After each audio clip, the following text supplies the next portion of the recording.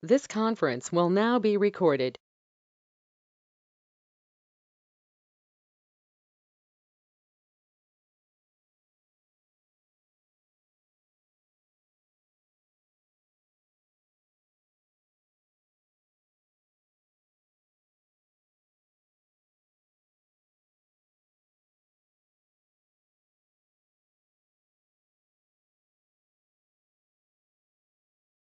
We're having a few technical difficulties, but we're getting there. So was that a yes? Not just yet.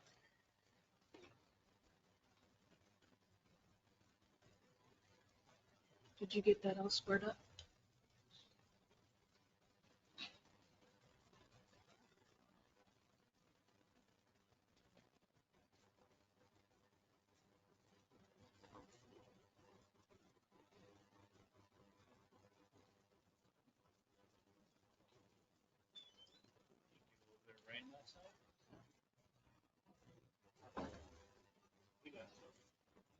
There was something was wet.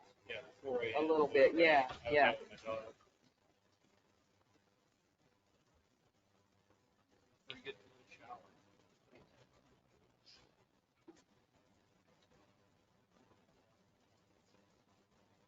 Mayor, we're ready to start. We don't have anybody to give the invocation. If somebody on council would like to do that this morning. I can do a quick one. Okay. It is 9:02. This is July 14th, 2023, Friday. It's a special meeting, budget workshop of the Rome City Council. It is 9:03. We do have a quorum. Jimmy Johnson is out today. And this meeting will come to order. I'll say the invocation. I do short and sweet. Heavenly Father, please watch over us today. Give us wisdom and guidance as we go forward. That we do the best for our citizens and for our city. In Jesus' name, amen.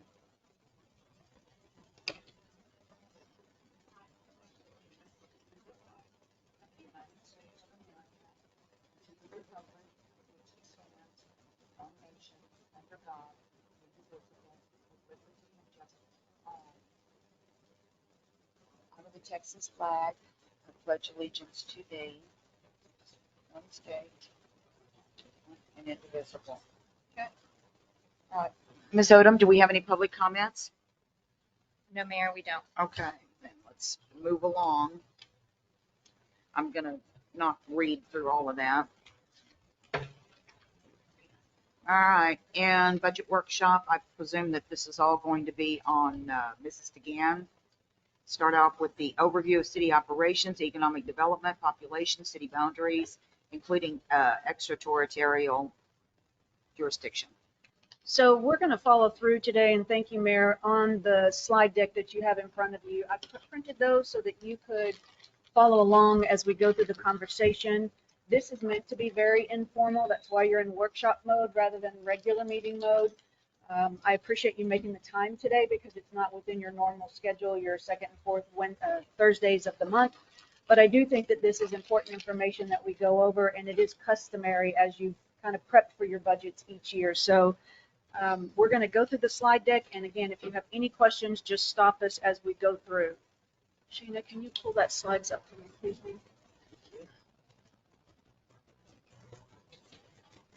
So if you look at your second slide, you will see that the agenda for today is listed just kind of generally. This is meant to be a broad posted agenda so that you can ask questions and we can provide feedback on anything that comes our way today. What we're looking for is just some general direction. There's no resolution or ordinance to be passed. There's no tax conversation on the tax rate today. This is setting the framework for the conversations that we'll have on the 27th of July and then the first meeting in August as we move toward the budget. So I thought you might appreciate some fast facts of the city. This was interesting as I was putting the budget together or starting that presentation that we actually incorporated in 1935 as a type C general law city, which is a little bit different. I'm not going to get into all the history of that. But then in 1940, we moved into what's called the Type A general law, which is what we are today. Mainly the difference between Type C and Type A are the number of council members or aldermen that are on the governing or elected board at that time. So way back in 35, and in a few years, we're going to have to plan for our anniversary date, we became a city within the county of Wise. We are currently 5 square miles in actual city limits. And I know this has been a topic of conversation for some folks as to whether we have the ability to grow or not grow and how big is the city. And as I mentioned last night, with the extraterritorial jurisdiction, which is commonly referred to as your ETJ, we are 19 total square miles. That's pretty big in city language as we continue to grow and build out. In 1935, we made an application to construct our water system. I have found some amazingly historical documents that far back in our records as we've gone through and scanned a variety of things. In 1967, we constructed the first sewer plant. I know Jesse and I are a little bit, we're kind of dancing around that date, but I did find a document in our records that shows that back in that time is when we first entered the sewer business. In 2006, as you know, we built the elevated water tank that you see very prominently along 287. Currently, we have approximately 611 homes, 5 named subdivisions, 2 in the ETJ, and 1 that is future in Prairie Point that is already kind of a pre-planned district. In looking at some of the other information as it relates to census data, our average household income is just over $90,000. And I know there's been some conversations about that number as it relates to grants that we can apply for. But if you look at the median household income, it's $78,000. And so the average is you add them all up and divide by the number that you are adding. The median is you list them all and you pick the number in the middle.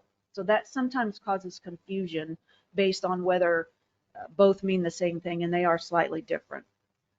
The median age of our current residents are 34. We have about 1,400 that are over the age of 18 and almost 500 that are under. I can find 5 churches in the city limits and approximately 44 businesses currently. That does not include the ETJ. That is simply the city limits of 5 miles. 7 to 10,000 homes, as you know, are currently being built within the P&B development as it relates to the ETJ. And those will continue to come online as we move forward in this year and into next, I am sure. Then looking from population growth, I was able to find some data back from 1980, and it does go back further than that, but we have grown considerably in the time that you have moved through, I guess, your growth spurts, if you will. Your growth rate is approximately 6% on average a year. But none of that accounts for the daytime population, and that's something that we'll have to look at as we go through the budget process, because one thing that council members often and city residents often don't understand is you count your population on how many people sleep here at night, which is about the 1,900, but you're providing services to everyone who goes through this city during the day and the night.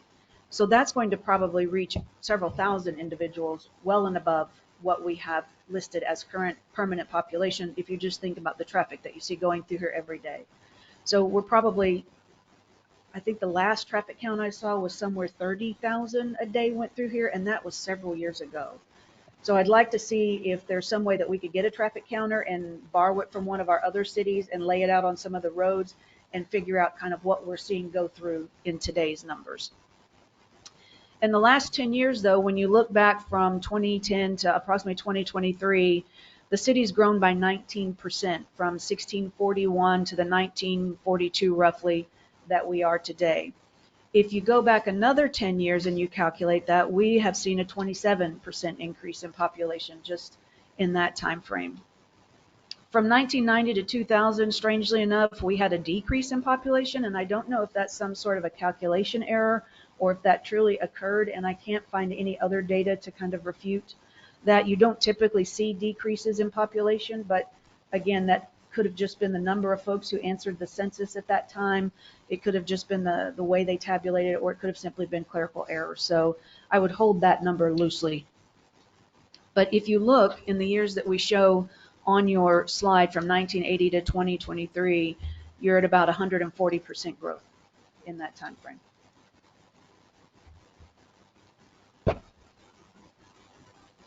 You'll go to the next one, please, ma'am. You did see this chart somewhat in the orientation, and so we are going to adapt this and put it in your budget document as well. As I mentioned to many of you, as we've talked about the budget process as we've gone along, there are several things that we'd like to do to enhance the information that's contained in the budget. Currently, we publish a cover page which talks about all the taxing information and your revenue and expenditures, and that should certainly be in your budget document. But I'd like to tell more of the story of the city of Rome behind it, to give your residents some sort of an idea where we've come from and where we're going and what goals and objectives council has put forward for staff to accomplish. So there's a functionality of GFOA, which is the Government Finance Officers Association, that a lot of cities will submit their budgets for review by GFOA to make sure that you are being transparent with your residents, you are telling the history of your city, you are properly representing all of the numbers as it relates to your city, and that you're being audited as you should be, etc.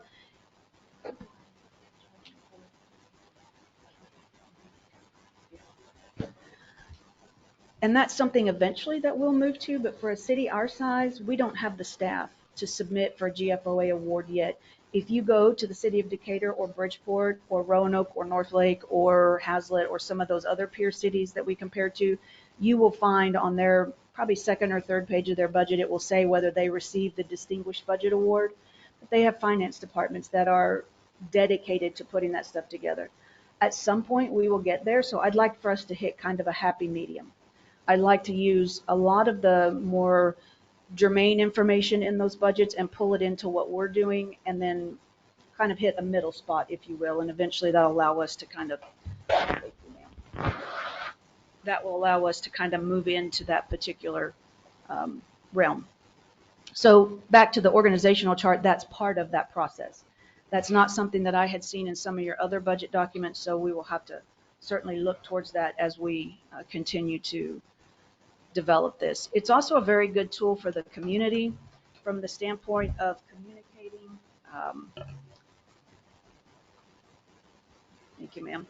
Of communicating to our residents what we do have on staff and what currently and who reports to whom. And you will see that at the very top, of course, are the citizens of Rome, because as you all know, that's who we ultimately are elected by and or work for. You'll also see that these advisory boards and committees just to the left of the mayor and council, those report directly to you all. So that's your planning and zoning, your parks board that we discussed last night at the meeting that we need to secure some additional members for.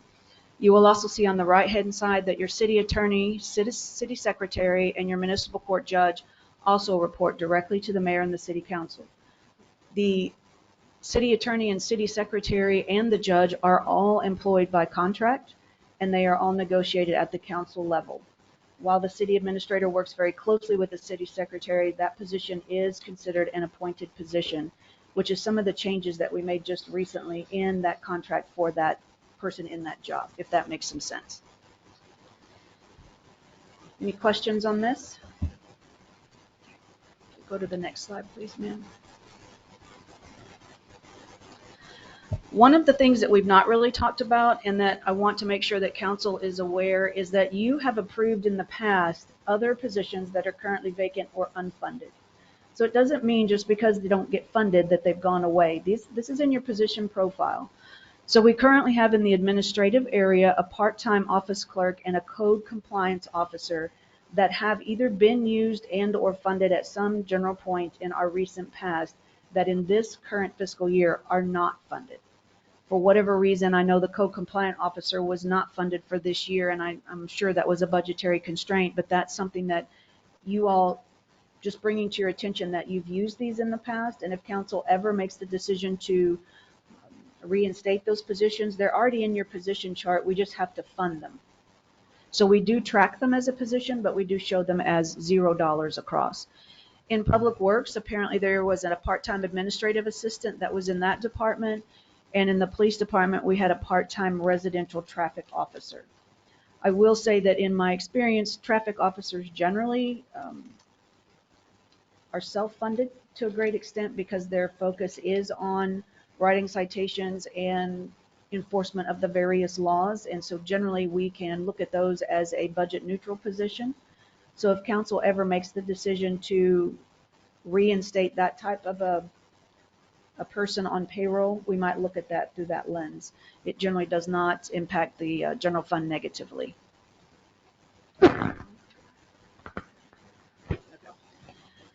Okay.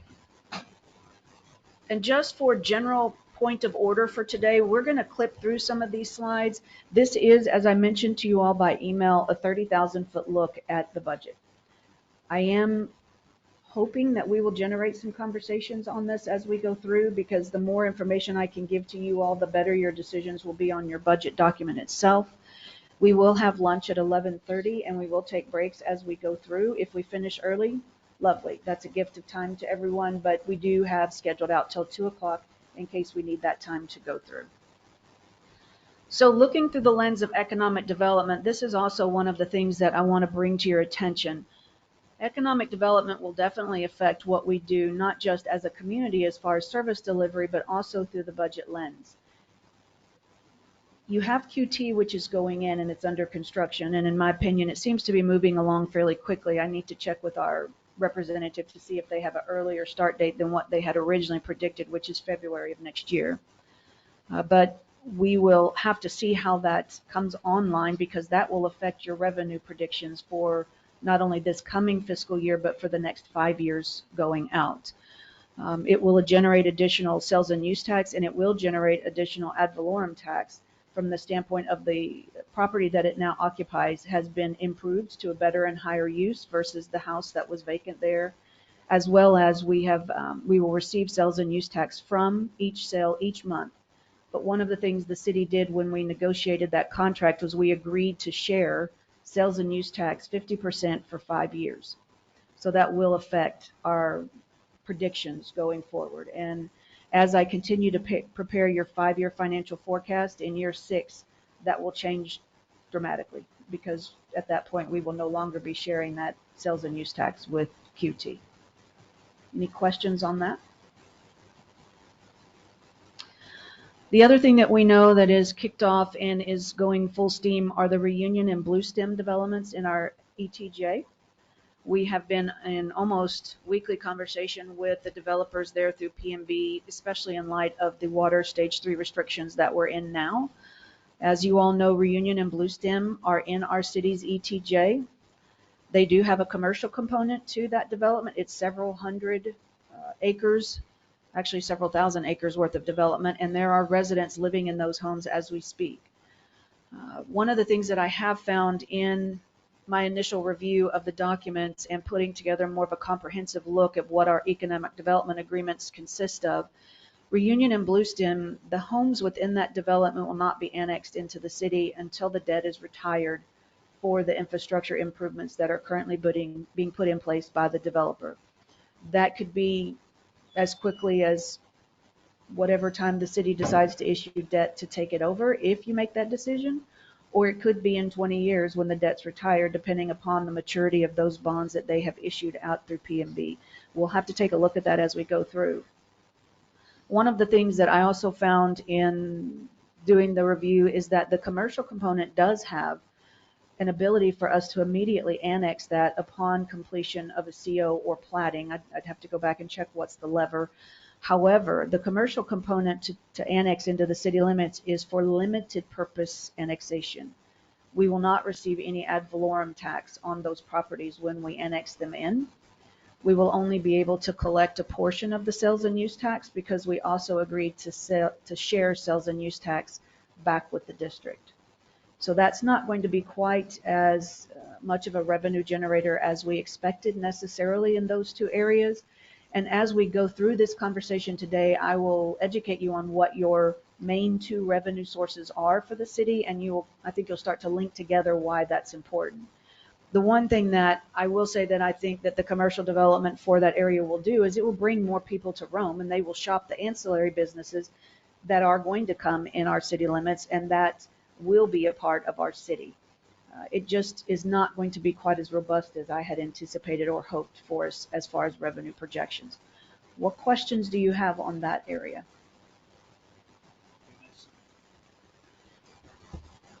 mentioned the ad valorem Yes, sir. over here in Blue Stem and Reunion, the commercial. Does that ever go away? I believe when the bonds are retired, but up until then, they retain that for that improvement district. Okay. I'd need to double check that with our attorney because when that was started, we had a different legal firm, but I did find an executive summary that attempted to kind of give us an overview of the economic development agreement that was originally negotiated with the Vinson family. It has been modified a couple of times, but nothing through the lens of major changes. So I'd need to go back and check that. But one of the other things that I think is a little bit misunderstood in the community is the negotiations that occurred with RVR at the time were in the 90s. Those were not recent negotiations with PMB. So when PMB purchased the property, all of the entitlements, the negotiations, the economic development agreement went with the property. The city did not have the ability to renegotiate necessarily at that point and attempt to change any of the tax sharing or the limited purpose annexation. That was set way back when Mr. Vinson negotiated that many, many years ago. So the commercial property that you said could be limitedly annexed, whenever it gets paid for and the owners of the businesses, they voluntarily say, we would like to annex into the city. Can we renegotiate that contract with them? We'll need to check with Carvin as to exactly how that plays out, but it would be my recommendation to council that as soon as we can annex them, whether it's for limited purpose or not, we need to take that opportunity. That's going to be in our best interest from the standpoint of, say for instance, the business comes in and it's a medical office building, which is very probable behind the Wells Fargo. That's what we are hearing that they are going to bring in. One of the things that has recently changed is you all have heard that there's an urgent care center that is supposed to go off 3433 behind Wells Fargo, kind of as the property dips down. There was also meant to be a 200-bed extension of the hospital on that piece of property that they have now removed from the plat. Their feeling is that with the purchase of the Wise County system by HCA, that there will not be an interest in an extension of the hospital in that area. So they are converting the plat to be consisting mainly of the urgent care center, maybe a minor a minor surgical center, and several medical office buildings, and potentially a restaurant. Some of that may change as the plat has gone through. However, we will definitely want to go ahead and look at what is available to us in that limited purpose annexation, because if any of those medical buildings generate any sales and use tax, or if they change the use from medical to more restaurants, we need to be able to look at that as a revenue stream. We also need to consider whether or not council wants to allow restaurants to serve mixed beverages, because we can collect revenue from mixed beverage tax as well. So those are some different streams that we can look at to help fund city services as we go along. But we definitely want to avail ourselves of every annexation point as we go, if that makes sense. And just confirming on the commercial component, if I remember reading right, it's 20 years before we'll actually see like full tax benefit, I guess, from it. From the standpoint of whether when the bonds retire, that's possible. From the standpoint of build out, I think that's going to depend on how quickly the markets want to move. I know it's going to be at least 10 years before you probably get to 50% build out, especially if we don't see some relief in the water area, because it's just going to come to its natural maximum capacity. So we'll have to play that by ear, and it's something that we're watching almost each and every day from the standpoint of how that's developing for the betterment of the city. Okay. Some of the other development that you all know about is Prairie Point. That is adjacent to Crown Point between 287 and 114. Prairie Point is a future residential subdivision that has approximately 300 acres of developable land. It is a mix of residential and commercial. And for those of you who are not aware, there are multifamily units allowed within that development currently, which will impact service delivery. Now, the interesting thing about Prairie Point is they already in 2017, I believe it was, made a request to be annexed into the city. So those are already in our city limits. Anything built within that development would immediately be taxable under ad valorem rate. as well as any commercial comes in would also be sales and use tax eligible. I do not, as of yet, find anything where we agreed to share anything back with them. They do have the right to put a public improvement district in Prairie Point, but they have not come forward as of yet to really negotiate that conversation. Public improvement districts in and of themselves, I do have experience with, and they can be very beneficial to the city. They're meant to construct all of the infrastructure, and it is paid for by the residents that live within Prairie Point. It is not, that burden for paying for that infrastructure is not carried throughout the rest of the city. And so when and if they exercise their right for a PID, a public improvement district, then we will have our PID administrator come in and provide you all with an overview of how that works, because there are several council requirements. You would have to put in a service and assessment plan each year, which is, it's not difficult to do. Your PID administrator will monitor all of the compliance with that service and assessment plan and the build out to make sure that it's being handled properly. That is not something that pretty much any city in Texas has the on staff skill set to provide. So we are very blessed that our PID administrator is the largest in the state of Texas, is local, and is very good at what they do. So when and if they pull that trigger, then we would look to have them come in and update you. But back to the multifamily component, if they do build either townhomes or apartments along 114, those generally take a lot of city resources from the standpoint of servicing, be it water, be it police, be it not necessarily fire, but emergency services. So we will definitely want to predict what those service impacts will be as we go along, so that we know how that's going to impact revenue and expenditures in each department. I do have, in my previous city, we did a long range, both 5-year and 20-year look on what that would be. We also had a consultant come in and do a revenue generating model where they put together how much it would actually cost to service an apartment, and depending upon your tax rate, apartments may actually cost you money to serve. So for instance, if you make $1, it may cost you $1.50 to serve them. So you will have to watch that, because the lower the tax rate, the more likely that is to be upside down on a multifamily unit. If your tax rate is in the more customary range, then you're probably going to break even. But we will certainly want to keep an eye on multifamily entitlements and what that does, because versus single family residential, multifamily can increase our population very quickly. And multifamily is, at least in my experience, very easy to obtain funding for the developers, as well as it fills up almost overnight. So they will generally build multifamily in phases, and they will lease out phase 1, phase 2, phase 3 as they go through. But the last time I checked, apartment occupancy was in the 98% range for the Metroplex. Any questions on that? Do we currently have a developer that's looking at that property? Yes, we have several developers, Mayor, that have come in and looked at that property. I am meeting with another one next week that just wants some initial information. We've had some conversations with the Prairie Point property owner as to service delivery recently. So as soon as anyone actually moves forward, I have talked with 2 developers in the 6 months that I have been here seriously about that piece. So we'll have to see. How does the ad valorem work with the multifamily? It's the same. So they value the apartments, and it is charged to the owner of the apartment, not the lessor. So it's not per person living there, it's just based on. It's the value of the commercial property. Okay. Yeah. Are occupancy permits ever used to offset? Not on multifamily, they're not. You generally look at it through the lens of just the general increase in your tax base from the standpoint of you've taken it from raw land and you've put some sort of a commercial piece on it. And so it's evaluated every year by the appraisal district like a single family residential home is done. And I do know that Prairie Point has kind of gone around several configurations, so I'm not sure what this new developer is looking at.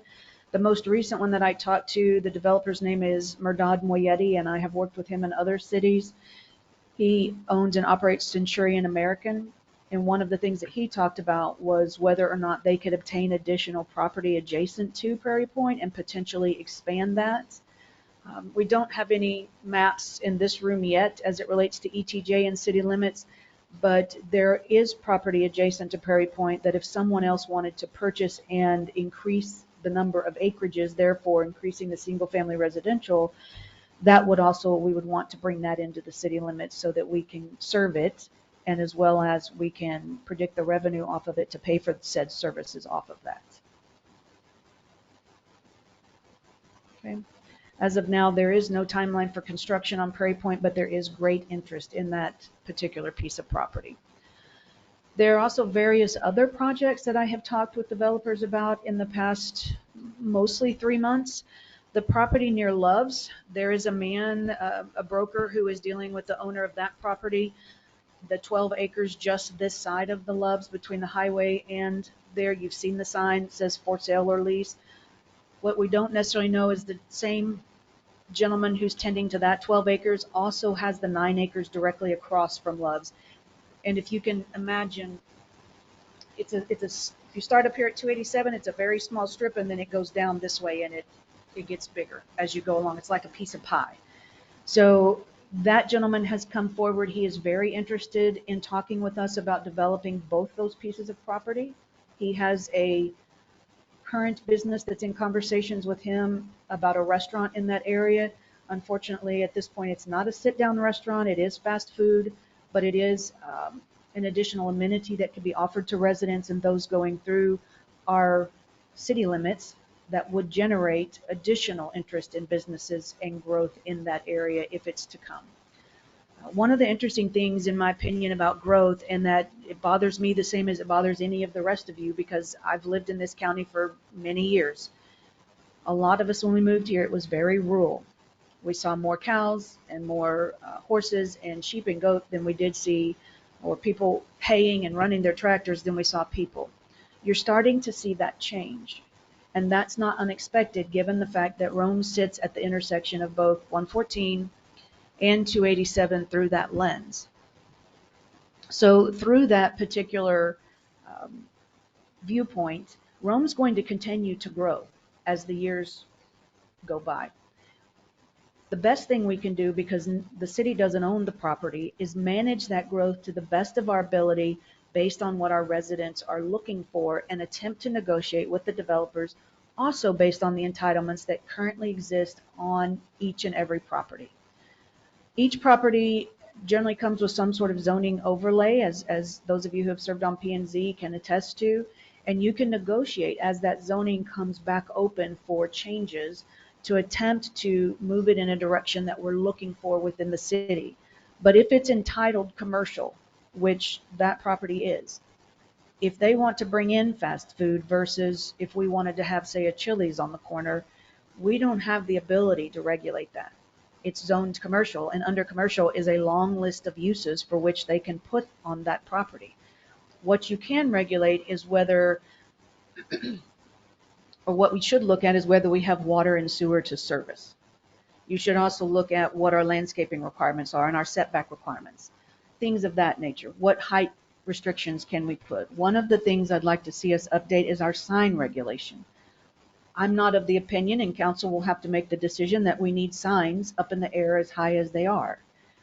Most people have some sort of smartphone that will direct them, and they generally map it, or they already know it's there. And so if we could put some sort of height limitation on all of these signs, as well as some sort of a restriction on light throw off, I think that we can help to guide the city in the direction that you all are looking for and that our residents are looking for. That also helps minimize the impact to residents. Say, for instance, you're in Bywell and you look out your house and you see the QT sign lit up at night. That doesn't give you the feeling that you're still in a rural type community. However, if we bring the signs down lower and they're not necessarily as visible, then you do have the ability to kind of direct and move those things as you go through. So over the next several months, that is what I would like to see us look at once we get through the budget. So we will have those ordinances and directions in place. We really need to update our subdivision ordinance. However, that's a lengthy process because it was put together in the 90s. We need to bring that forward because things have changed. and that will help us guide future developers as they come in. We can use some of the subdivision ordinance regulations from from RVR that they submitted on behalf of their development as a place to move things forward. We can also lay that beside what may come forward with Prairie Point and take out of that the direction that we want as a council.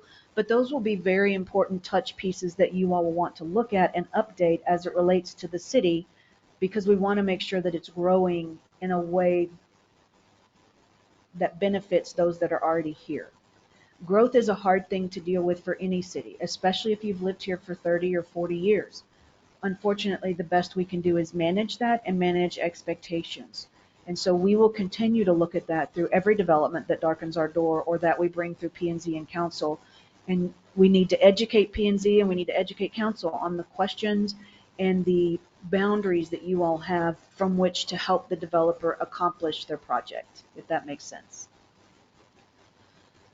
Next door to Quick Trip, or should I say just behind Quick Trip, is another section of property that is zoned commercial. I do believe that we've had a tremendous amount of interest in Rhome, not only because of what's going on RVR and the number of rooftops that you see coming in, because generally for commercial, that is something that they start to gauge. They want to see the number of house rooftops, and some want to get in kind of in the early adopter stages of that, and they want to be in while the property price is still, while the dirt price, if you will, is still lower. And some want to wait until the houses are there to support their commercial. So for instance, a grocery store. It may or may not make sense to them to come in as an early adopter because they can't generate the bodies in the store to sell their goods. And so they may come in a little bit later in the process, but something like a Taco Bell, they may come in early, and they may, like QT, like Taco Casa. They bought the dirt when it was cheaper. They now have an established base of people who know they're there and will shop there, and so they will come in ahead of the rooftops. So you will start to see these developments continue to come forward and be a part of our discussion, but that's going to be the good part of educating P&Z and council.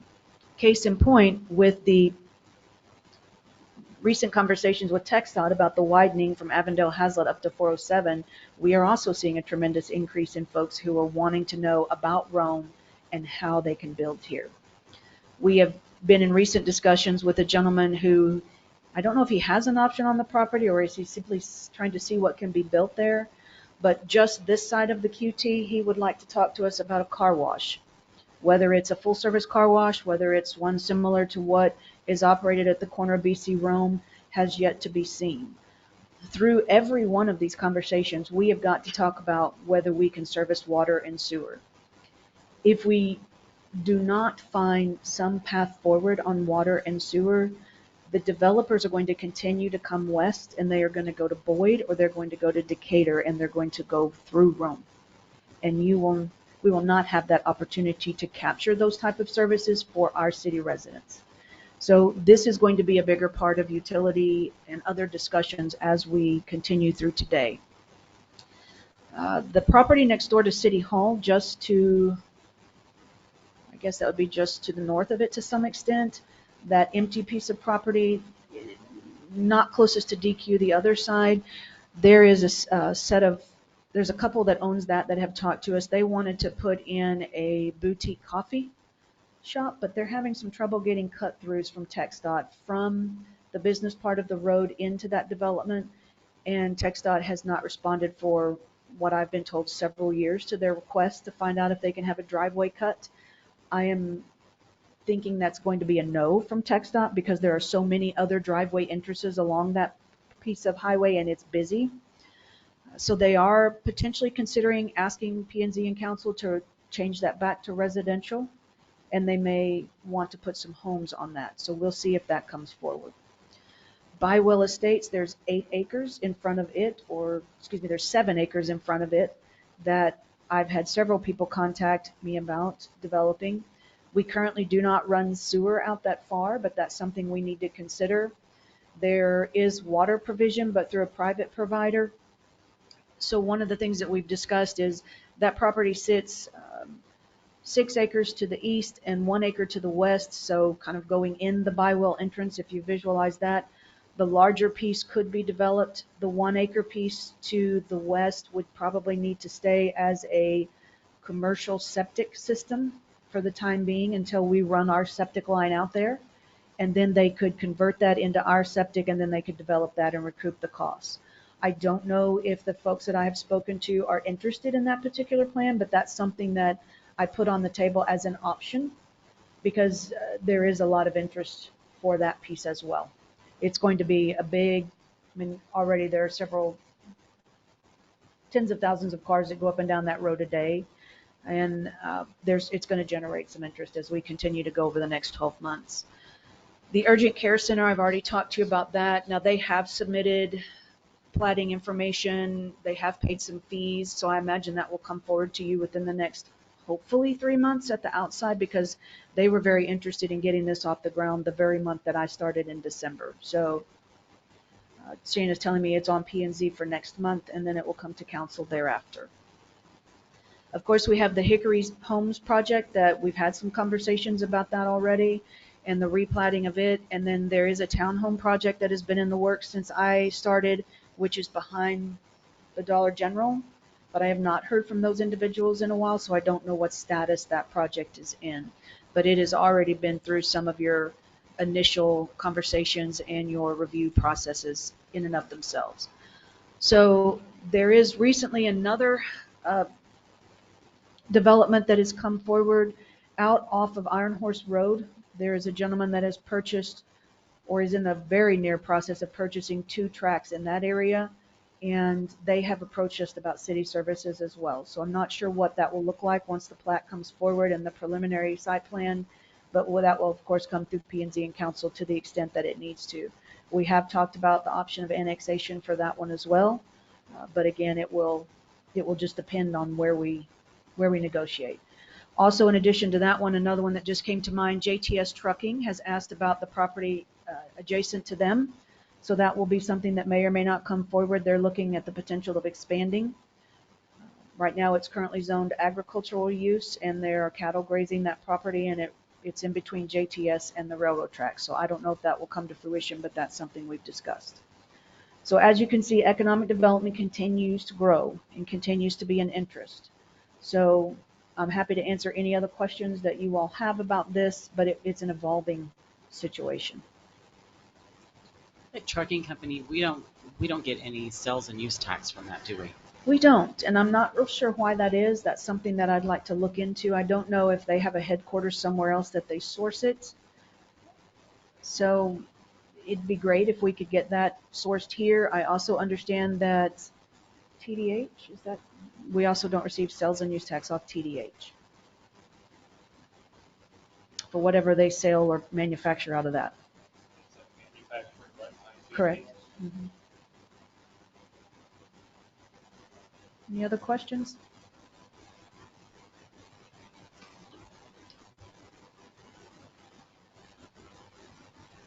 Okay.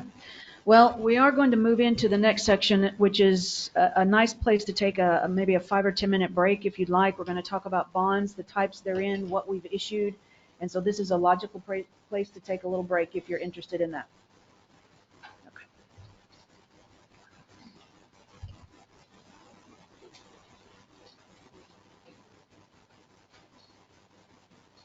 You may have to run home and get a jacket. Cold sitting here. Either that I'm thinking of, sit over there. Where I'm not underneath the air.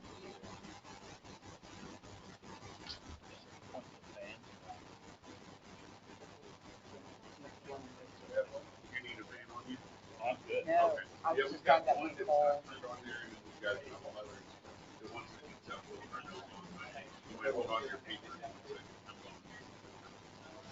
It won't be like last night. For anything, you might grab a pack. I'm gonna run home and get a jacket. Oops, I better take this. I've got my driver's license. How are you doing? Good. So I Okay. I will be back. you need to work here. So,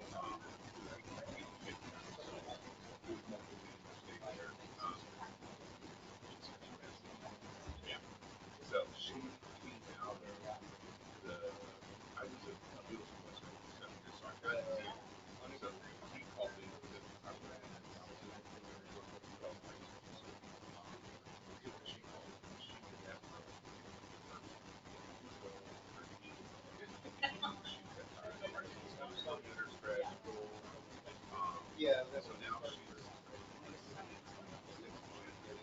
Her and another teacher, they're the kids that we do one-on-one and do right things with. So, um, and like most teachers, I mean, she's got her teeth dug in. Get her. So, no. What is it?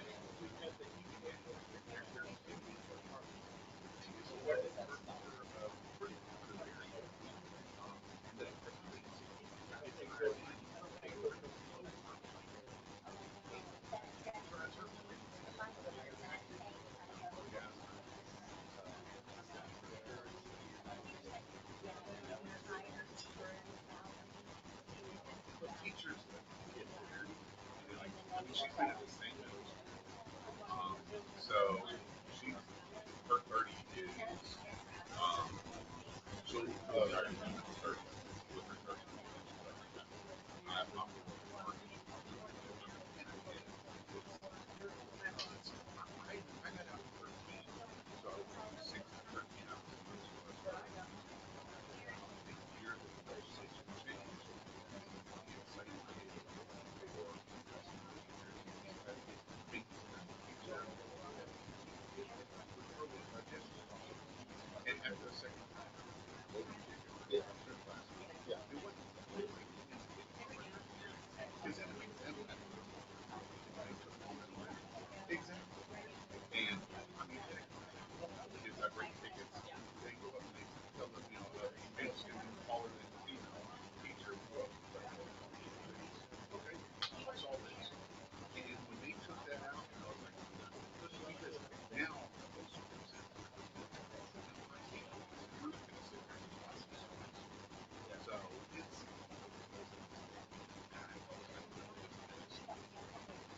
that's six. But I was telling her that we were so this year.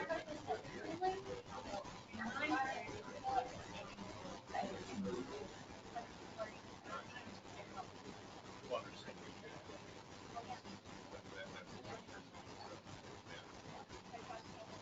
So what do you think so far? Your first month or your 2 months in? But as far as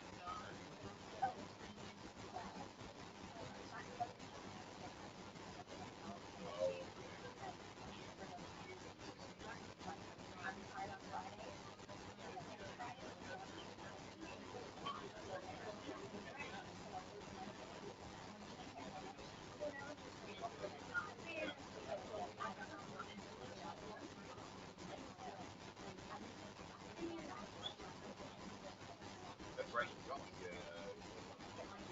Okay, that's right.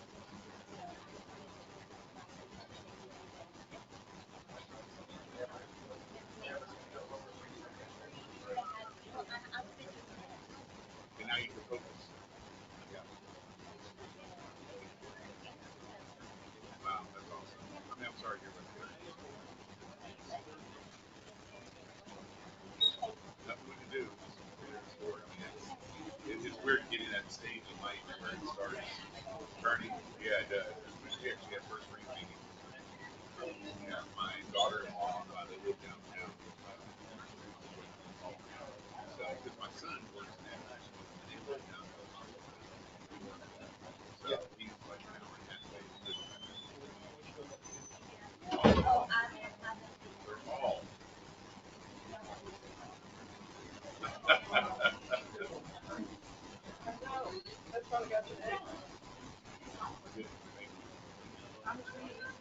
Same thing, I think. But,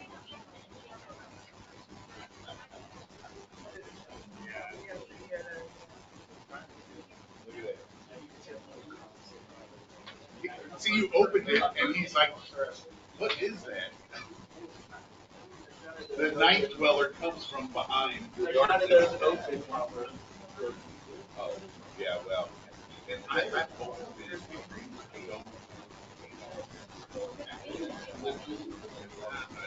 But I rarely do it. I get tired of it. It's well, there's always somebody that's going to make and I mean, amongst friends, but like we've been in schools, said the same this morning. I was telling my son, you're hitting the donuts again. Like, somebody ever heard of it? That's, you know, that's why cops always gravitated, because they were open early, so they would go in there, and they were running over too, because they're only for 14 minutes when we're going this way. They were always, you know, yeah. So yeah. Oh yeah. Shipley is good. Shipley is probably one of my favorites. Yeah. I can do one Krispy Kreme, just one, if it's straight off the belly. But I can't do the rest.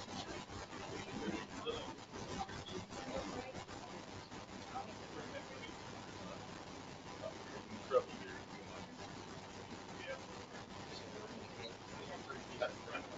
We'll do a tunnel underneath the highway.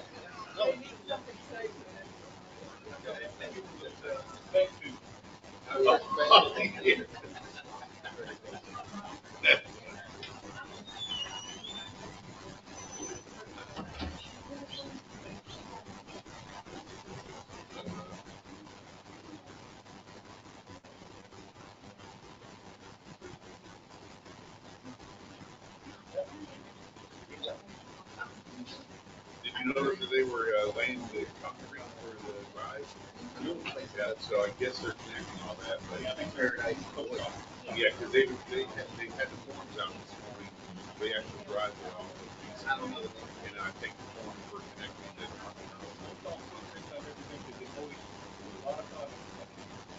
Oh yeah, they're the smartest business, and it's because they're still privately held. And they're great. Oh, they're awesome. I've talked to, because you know that's one of our big hangouts, because the 7-Elevens and the other ones are kind of gone by the wayside. They're dirty, which they're not clean. Their customer service is excellent, and so oh, they do. But it's a great model. They get, like I talked to one guy that was one of the managers. He was 27 years old. He started there right out of high school. They have like a manager, first assistant, second assistant, whatever. Back in the day, 703 was making 80 plus quarterly bonus, and so he was above the six figures. He managed a convenience store, and then when he promoted, and he actually is the guy that was working the real estate out here. He went into the real estate office, wherever their office is. You got to take home a car, their gas station for it. I know, and a slight bump, but he's always retained a bonus there at that store. So yeah, they work for us. Yeah.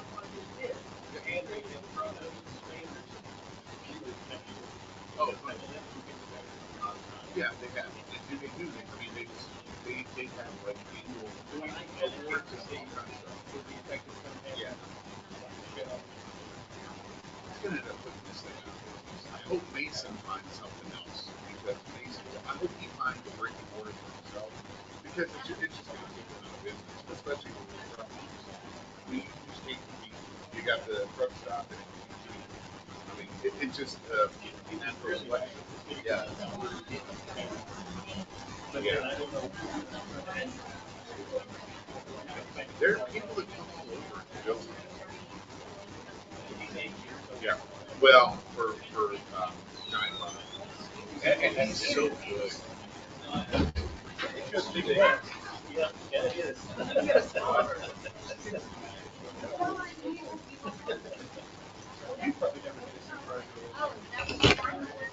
Oh, they're really good.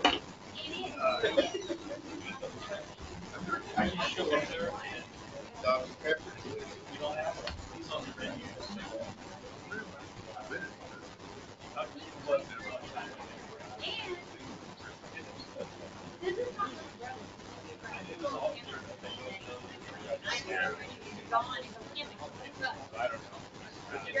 You camp for real, or do you have an RV? We have an RV. He has an RV. There's a difference. I know I was camping for real. My husband and my son, I mean, my husband and his brother say, this is camping. camping to me is a tent and a fire, and you do your s'mores, and you know, yeah, yeah. I would still enjoy that, but going, you know, I would still enjoy that. You know, I mean, got to do three. We'll go camping in the Yeah, now that you think about, well, we always had little cots that sat a little bit up off the ground.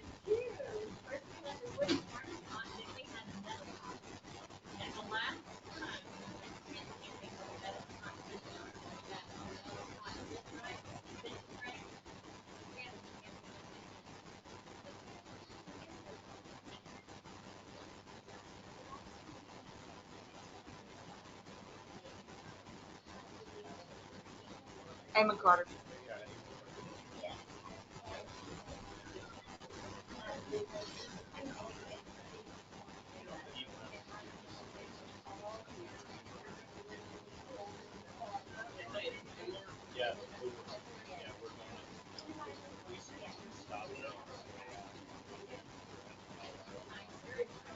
All right.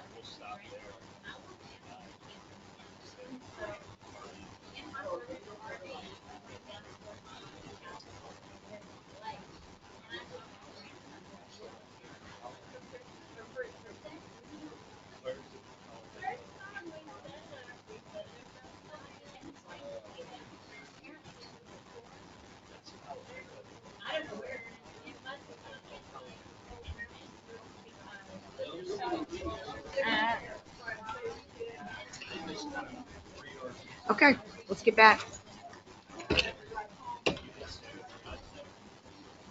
All right, I think we're going to come back from the break. Mayor's come in and we're ready to get started. So one of the other things that I've received some questions on from both council members individually and staff members is the different types of bonds and what they mean and how we use them. So if you will look at the first, the main one that most people know about are general obligation bonds, or generally referred to as GOs. Those generally go on your ballot in either May or November, and a vote is taken. There are specific requirements as to the posting notification, the wording that goes on the ballot, how you explain what you're going to use the money for to your voters. The municipality that raises those funds for capital projects, we borrow the money from investors. They're generally considered very stable. They generally have good interest rates for the investors, and it also has low interest rates for us. So that's helpful on both sides. The federal government, states, cities, schools, many other type of institutions use these routinely. They are transacted on the daily basis from the standpoint of municipalities and states. This is also one of the better forms of municipal use of funds because you spread out the payment over 40 years. With GO bonds or CO bonds, and this has been a little bit misunderstood, and we'll talk about this as we go through the rest of these slides, you do not in a city generally want to try and pay cash for large items. And we'll explain that. So let me get through this. But these are considered to be a stable investment. It is secured by a tax pledge, so the INS portion of your tax rate would either increase or decrease based on what you've issued or not issued.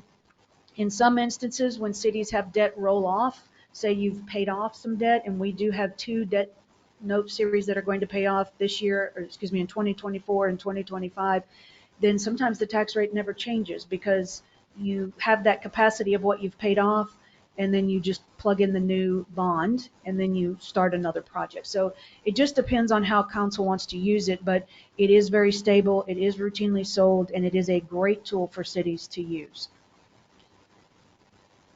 You also have what are called certificates of obligation, or COs. A city-wide vote is not required on these unless you receive a petition. You can use the proceeds from these much the same way you can GO bonds for construction of public work, to purchase materials, supplies, machinery, etc. Right of way, sometimes they are used for that. Contractual obligations for professional services, tax appraisers, engineers, things of that nature, you can use COs for. also have a maturity life of up to 40 years, also secured by ad valorem taxes. Many of these projects are used through the lens of health, safety, and welfare of the residents. Per the financial advisor and a presentation that he's given to council before, COs are generally looked at to finance needs, things that you absolutely have to have immediately, or that are critical to the health, safety, and welfare of your residents or staff, versus a want, where a GO bond a lot of times will be that goes to the voters to be voted on. That may be a convention center. It may be for school district A, like the bond that we just saw sold by Northwest ISD to build new schools. Those things are considered, and it's a fine line between need and want sometimes, but think a stadium. If a city is going to build something like that, or a school district is, they will take that to the voters. On a certificate of obligation, 2 city council meetings are required. It takes approximately 90 days for this entire process to go through. Council approves a notice of intent to issue a CO. It's published twice in the newspaper and on the city website, strangely enough, for 46 days prior to the council being approved by, or the CO being approved by council. And then if we receive a petition, it does have to go to the voters and then be placed on the ballot for a vote. At least 5% of the qualified voters have to sign a petition in order for it to be considered active. And strangely enough, in talking to our financial advisor, we are the only city in his history of working with these type of instruments that petitioned a CO for a need versus a want that went on the ballot and was subsequently voted down. So we can use these, we have used these, but we have also received a petition from the residents. And I don't know if it was just general misunderstanding or if it was just concern about a variety of other things, but I found that to be an interesting anecdotal story that he relayed to us. What was the time frame of that petition, do you know? I do not. Some of the folks who've been here a little longer may There was a remember. petition in 2017 that submitted the certificate of obligation to for voter referendum, but that was approved by voters. That was in, I believe, I want to say 2017. It was after 2018 because it was in relation to the expansion of the east side sewage plant. That have one was to- passed? It did pass That one was voters. passed. So it was at least more than 5 years ago. I'd have to check with them. It would have been, But I do would know have been that it was after for- 2018. After September of 2018. No, yeah. No, it was for 2018. water and wastewater infrastructure. I do know that. This type of debt actually has other limits that we would have to check with our financial advisor on. It doesn't limit the type of projects that you can use necessarily, but it does limit whether it hits what's called the maintenance and operations portion, which is your day-to-day operating capital, or the INS portion of your debt rate, which is your interest and sinking fund. HB 1869 changed this for some cities, that without voter approval, you would have to hit that M&O side, which would reduce the available cash you have to pay for operations. So a lot of cities have to do a lot of evaluation on these type of debt if they go for a CO instead of a GO, because they may not have that capacity within their M&O portion of their rate to pay for it out of general fund. Questions? So one of the examples that I found was that if a CO is used to finance a convention center, but the ad valorem tax is the source of repayment, it would have to be paid for out of M&O, not INS. That's one of the restrictions that HB 1869 put on this type of debt. So cities specifically can no longer go out and say, we're going to build a convention center, we're going to issue COs without taking it to the voter, and we're going to pay for it out of INS, because that's an automatic increase in your tax rate. So now they have to pay for it out of that maintenance and operations side because you did not obtain voter approval. It gets a little bit more complicated in this regard, but that's what we have a financial advisor for. And if council ever decided to go down this path, we would have him come in and advise you on the best way to move forward. Okay.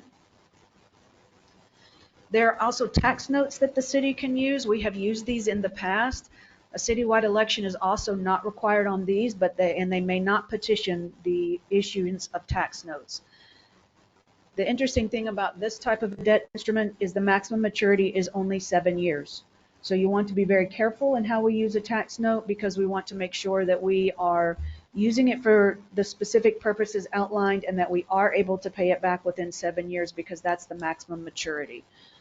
You can refinance it later if you use it for the purposes shown on this slide deck in A, B, or C. So for instance, if you did something to construct a building or do something with the infrastructure in water and sewer, it's my understanding that before the 7 years ran, you could potentially issue a CO to refinance it or refinance it through another method. But again, we'd need to get our financial advisor to give us the correct and exact specificities on the law for that type of use. So theoretically, it could be longer than 7 years. Theoretically, yes. The first issuance, or under this section of the code, it's only 7. We'd have to refinance it. And you'll see on option D, operating or current expenses or cumulative cash flow deficit. If you issue a tax note, you cannot refinance that and basically just continue to compound the issue going forward. That's why they have those restrictions on there that you can only use it for sub-item A, B, or C, and then refinance. There is another form of revenue that can be generated for the overall operations called utility systems bonds, and those are generally what's called revenue bonds. You all are familiar with those. Council has approved revenue bonds in the past, and those are paid for through the water and sewer rates that are applied based on each individual home's either use or consumption. It often has a higher interest rate. It is backed by that revenue. It is not backed by your general fund, not backed by necessarily your ad valorem tax, because it is not tax supported. So it's kind of 2 separate columns worth of funds that you would repay those debt out of those funds, out of general fund or utility fund. It gets very confusing at this point. Again, we would want to look to our financial advisor before we move forward on any of this. So in attempting to continue the conversation on HB 1869, as you see, you have limits on how you can use that. It is, as I said, confusing. Your Hilltop Security Advisor would come in and discuss that with you. This came out of the 2021 regular legislative session. I don't know if anything is going to come out of the 2023 session that will affect this, and we'll have to see as we finish out all of the gatherings and as we receive our legislative updates in the next couple of months, if anything changes on this as well. So on to the conversation of debt as a financial tool. I know that this has been discussed on social media. I have responded to a couple of questions that we have received, but debt as a financial tool for cities is not unheard of.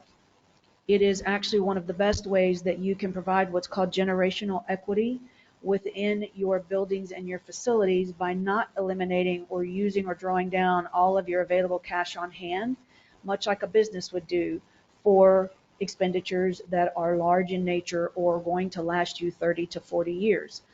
Bond debt for that would be things like road construction, city facilities, water and sewer updates, infrastructure projects, street repair, sewer upgrade on the west side.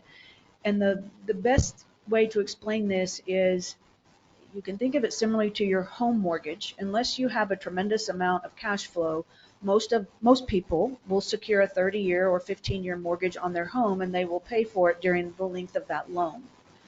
Now, if you sell it before then and you pass the loan on to someone else or you move, then you're no longer paying that loan, you're paying on the next one. But for a city facility, for instance, if you built a police and fire department and you built it today at today's dollars and you finance it out over 30 to 40 years, and currently we only have about 1,950 people who live in the city of Rome, all 1,950 people are not paying for that for the entirety of the 40 years necessarily. If you move, you're not paying that debt in your tax rate. But subsequently, as we continue to grow and we get 2,500 or 5,000 people or 10,000 people in our city limits, then that debt is spread out amongst 10,000 people instead of 1,950 people. And so the people who are using the facility over the life of the facility or receiving the services out of it are also paying for the use of the facility instead of just the original 1,950 when the loan was taken out or when the asset was built. Does that make sense?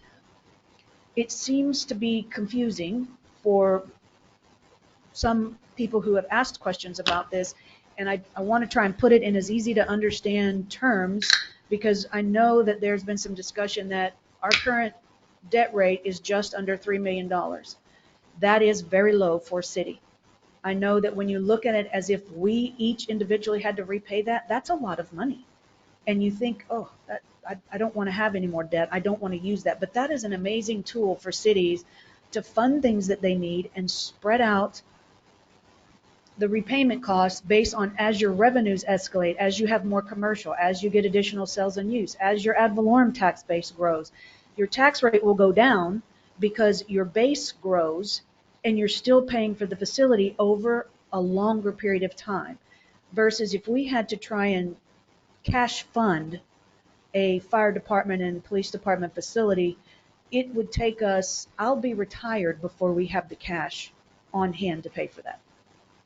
And that's just, I'm trying to explain this so people can understand who go back and listen that this is not a bad thing to use when it's used judiciously. Now, should cities go out and just issue for whatever? Absolutely not. You have to issue your debt and build your facilities for what the community needs and wants. So that's something that I would encourage you all to look at as we move forward. Very likely would have to go to the voters for approval, and hopefully we can educate them this time so that they understand. And a great example is the old school that we have next door. And I know some of you were here for that particular bond question. That building is a historical monument that is being left to ruin. I was just in it last week, and more of the metal and the wall that's trying to keep the varmints and the rain out has fallen in. It is a historical landmark to a great extent. It was built back in the 1930s. It's been used. I've had residents tell me they went to school there. If we had exercised the bond at $4.5 million years ago, we would all be meeting today in that building. If I have to price that bond today, it's going to be at least double. So we missed the window of opportunity, A, for the lower interest rate, and B, for the lower cost. And we still don't have something that we can either house our staff in adequately, and we don't have a place for council to meet well. We don't have a place for the community to come and meet. It's a missed opportunity. And I think there was a misunderstanding at $4.5 million would have to be paid in cash, or that the bond was going to be way higher than what we expected, and that was really adding to the debt. So it's something I would encourage us as a city and as the council to truly look at and what that means to the community, because you are growing and you do have residents that are moving in very often that are coming from other cities that have expectations for city delivery. They have expectations for city facilities and services, and we've got to meet those. Any questions on debt as a tool?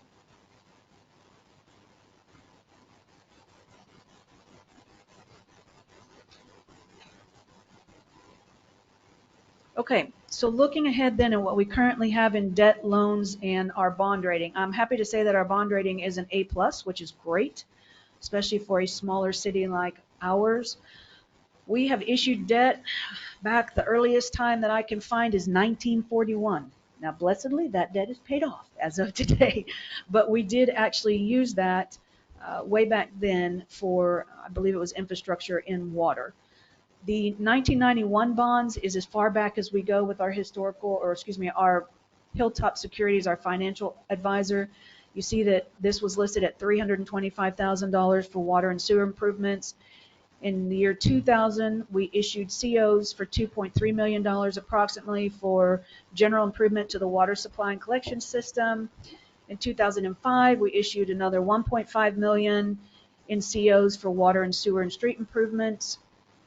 You can see there in 2007, we did use a tax note. That's the one with the 7-year maturity for $435,000, and that was to finish the construction of the elevated storage tank, the water tank.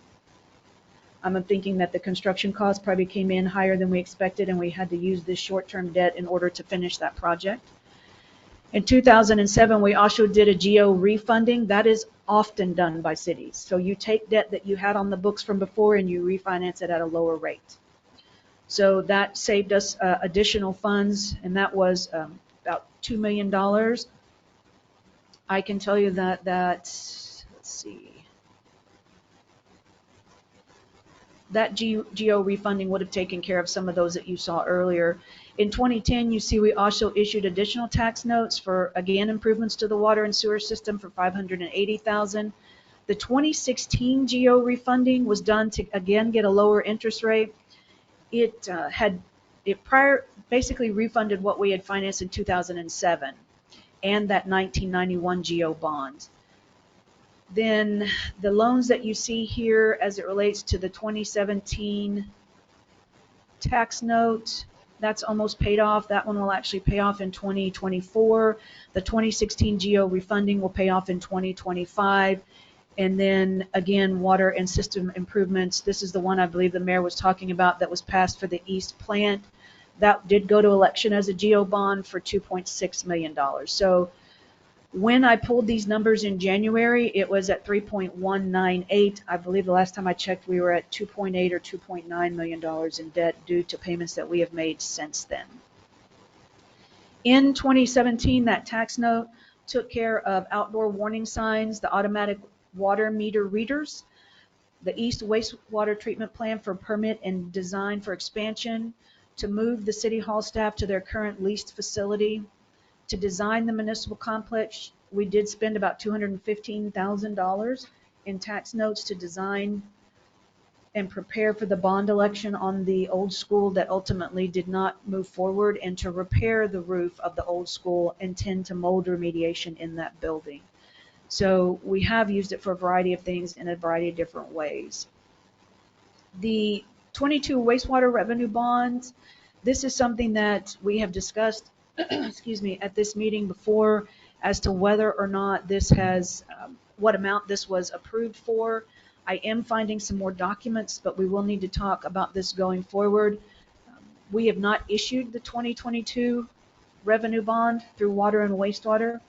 And as we proceed through the budget, we're going to have a conversation about what do you want to do. There was a lot of transition in 2022. We lost a lot of staff. We had some council appointments in different elections, and I know that this was approved. It's unclear as to what amount, and it was never actually issued. Okay. So then moving ahead to the revenue sources that the city has. Your main revenue source for any municipality is generally your property tax or your ad valorem as you know it. So this in Latin means according to the value. And this gets very confusing for some folks because you have two different components that set the ultimate amount that you pay on your house each year. So if your house is valued, and I'm completely throwing these numbers out there, at $400,000 by the appraisal district, and you pay $4,000 in taxes, out of that $4,000, so much goes to the school district, so much goes to the city, so much goes to the county, so much will go to any emergency district that you're in, an ESD, a hospital district, any other special type of funding and financing utility. That's all rolled up into that. What I have found becomes generally concerning for folks is because cities are the lowest level of government to the people, and we are the most accessible to the people, often they make the assumption that if they pay $4,000 or $10,000 in taxes, it all stays in the city. It doesn't. A very small portion of that actually remains in your city to provide for city services. As we go through the budget process and continue to talk about this over the next couple of meetings, I hope to be able to have the data I need to calculate just out of every dollar paid in property tax for Rome citizens actually stays in the city of Rome. For instance, in the city I worked for previously, I was able to calculate that out of their property tax, only 6 cents per dollar stayed in the city, but that's not Rome because it's a different rate. So I'm hopeful that we can get that data for our residents. Your property or ad valorem tax is the most stable. It is not what they call income elastic, so it doesn't go up and down based on the economy necessarily. It can be used by school districts, by cities, counties, hospitals, special districts, emergency service districts, community college, water districts, on and on and on. They have different taxing authority and they can set their own rates. So I did provide an example that you will see there in the box that was included in your last budget. So for instance, your current 2023 FY tax rate is 0.437815 per $100 valuation. When you assess that against a $200,000 home, about $875, and I'll have to go back, double check my math with our consultants, is what stays within the city. The rest of your tax bill may be exported somewhere else, either to the county, because one of the other current misconceptions is that if you're in a city limits, you don't pay county tax. You absolutely pay the county tax. So for anybody who lives in the city limits of Rome, you are getting the benefit of city services, but you're still paying for a county tax even if the city is providing the service, say police. And this is one of the things that has been of confusion lately. A lot of cities will offer, or the state or school district will also offer exemptions or exceptions to that. You'll see that you have the homestead or the over 65 or disabled veterans. There is also an exception to this for armed service members or first responders who are killed in the line of duty. And of course, if they are used for religious purposes, there are exemptions for that. You'll stay back on that slide for just a second. There are actually over 4,700 local governments in Texas that assess a property tax. Those fund all of your public services. Interestingly enough, in RVR, they have a special district tax. They have an improvement district that they had authority to issue, I believe, based on the newspaper publications, up to $450 million or $455 million worth of debt to construct that infrastructure in RVR. I do not know if they issued that full capacity, but anybody who lives within RVR in Bluestem or Reunion, they are going to be responsible for paying that back to that district. Does that make sense? So that's like their own quote unquote city tax to some extent. In addition to paying back the RVR district, they are also going to pay county tax. And they will get, at least until we enter into some sort of an agreement with them, the bulk of their services from Wise County. Police will not respond except within the contractual obligations that we have, and fire will respond to the same obligations depending upon what that looks like for them. Okay? I know that's misunderstood because we've had some people wanting to know why they're getting city services but they're not paying for it. And they're not receiving full city services. They get 8 hours worth of police coverage, and then they have entered into an economic development agreement with us, and they do pay for that. That's not something that's just given as a part of their agreement. So hang on just a second, Shana. Homestead exemptions, that can apply to a principal residence for one owner up to 20 acres of property as long as you're living in the home. Right now, that's set at $40,000 for school district taxes. That has been adjusted and has been sent to the governor for signature, and they expected him to sign it by this week. That would raise that cap to $100,000. I'm still not clear what impact, if any, that will have on the city, because of the way I'm reading it, it looks like it's school districts, but I'm not going to swear to that as of today. We will be attending additional training sessions at TML and other opportunities to figure out what this means for us going through, and as we project our revenue, we will adjust as necessary. The over 65 or disabled, this is also a little bit misunderstood. Rome enacted that particular exemption in 2018. In 2019, we placed a freeze on those for disabled or over 65. So it was approved in 18. It was put in place in 19. One of the interesting things about that, though, is if you make any improvements to your home, say you add on a room or you completely something on the outside generally that is, and I hesitate to say that the appraisal district sees that you've completely a swimming pool, an auxiliary structure, something of that nature on your property, and you're in that tax freeze, your tax rate will change, or your amount that you owe will change, because that's added value after your freeze came in place. A lot of people think that I've hit 65, I've got that freeze in place, My taxes aren't going to change until I either vacate the house or I pass away. And I can tell you from personal experience, that's not the case. And so I try and explain that to folks, that if you make one of those major changes to the outside of your home for a swimming pool, or you put in a carport or another addition onto your house, the district will come out and appraise that, but they'll only add or up, they'll change the tax amount that you owe based on what you added, not the entirety. The whole thing doesn't change, just that added piece. Does that make sense? So I try and make sure that comes into play.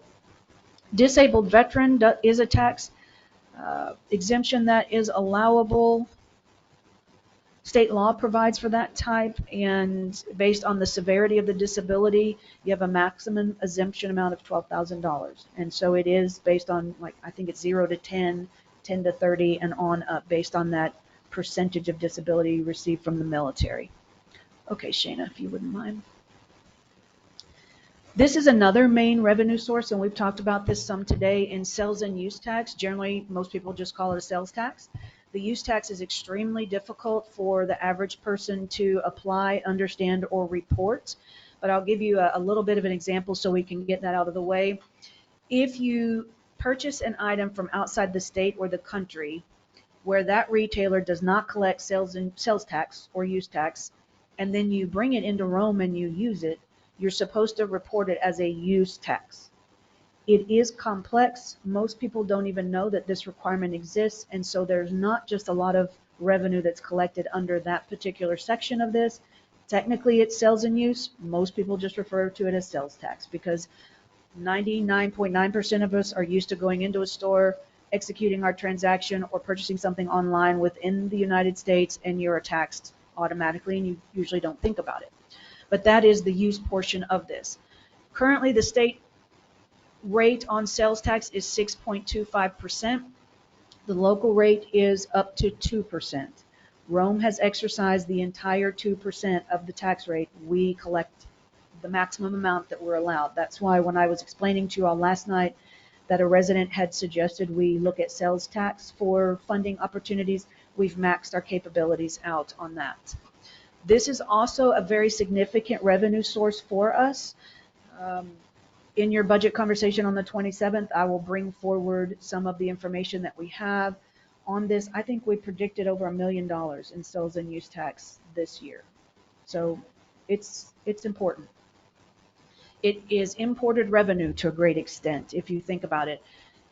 Think of the if there's 30,000 cars that go through here a day, and whatever portion of those stop at QT or Big Z or any of the other gas stations or Dairy Queen or the restaurant or any of those spots, they may not live in the city of Rome, but they're buying and they're transacting businesses within the city of Rome. So they are external taxpayers that are paying into our revenue stream. So it's often looked at as imported revenue. It is something that we are not necessarily receiving funds directly from our residents or our corporate businesses per se. Does that make sense? May be levied on all goods sold within the city limits. And as I mentioned, Rome uses the full 2% of that. 1% goes into general revenue just for general operating expenses. We do have a local property tax reduction option that we put in place at 0.5%, and we have a county level property tax reduction at 0.5%. I have talked with you all about the county portion in the past.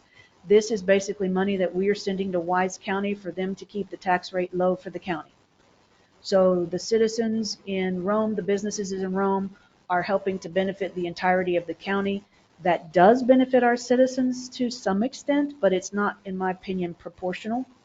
And it might be something that the council and or the county will want to try and move forward at some point. It's collected by the comptroller, it's sent directly to the county, and we don't see it. I think I estimated the last time I looked at this, it was between $300,000 and $400,000 a year that we sent to the county. Every city in Wise County, it was voted on back in, oh gosh, I've got it right here, 1990. It was voted on. This is something that the mayor in Boyd has been very interested in, and he's had conversations, and you all probably were part of that conversation when the sheriff came in and talked about dispatch services. This is why we felt like that the sheriff needed to look to the county for additional funding and not directly from the city of Rome, because our residents are already paying the county tax on their ad valorem property at the rate of about 0.255 per $100 valuation, and we are giving them sales and use tax as well. So that would be my recommendation to you all in that particular arena. The regional mayors have discussed this multiple times, and I imagine that they will continue to discuss this and the opportunity of putting that on the ballot at some point for a repeal of this. There are other counties in the state of Texas that do it, but it's not necessarily something that has to continue in perpetuity. So it may be something that we can look at in the future. In Rome, the local property tax reduction was approved in May of 1988. One of the things that we could consider with that portion of our half a cent sales and use tax is that could be restructured into a municipal development district. It could be restructured into a crime control district, or it could be reconstructed towards streets. You could use it for any of those avenues. And so basically you're taking that sales and use tax and that portion therein, and you're taking that 0.5%, which if it is in the $300,000 to $400,000 range would take a load off your general fund if you recoup that back into that for one of those three purposes. I do have the mayor from Boyd is going to come on the 27th and talk about municipal development districts and how Boyd has used those on behalf of their city. The crime control district is another way that I have seen that used. It goes and it is used to offset police department expenses, and that could also impact general fund very positively if we moved in that direction. The streets component, I would say at least currently, if our revenue generation from that was higher, it would be a beneficial use. I'm not sure at our current stage that that's something I would recommend to council, but it is certainly at your discretion, whichever way you use it. Both the crime control district and the streets has a sunset provision where you have to review it every so number of years. I don't know if the municipal development district does, but it may as well, and so that might be something we ask Mayor Holmes when he's here. The general revenue portion of your sales and use tax, kind of going back to that conversation, was actually approved in 1971. That 1% goes directly into our main checking account, and that is used to pay for the bulk of your, well, let me rephrase that. It pays for a good portion of your daily operating expenses. That includes all administration, public safety,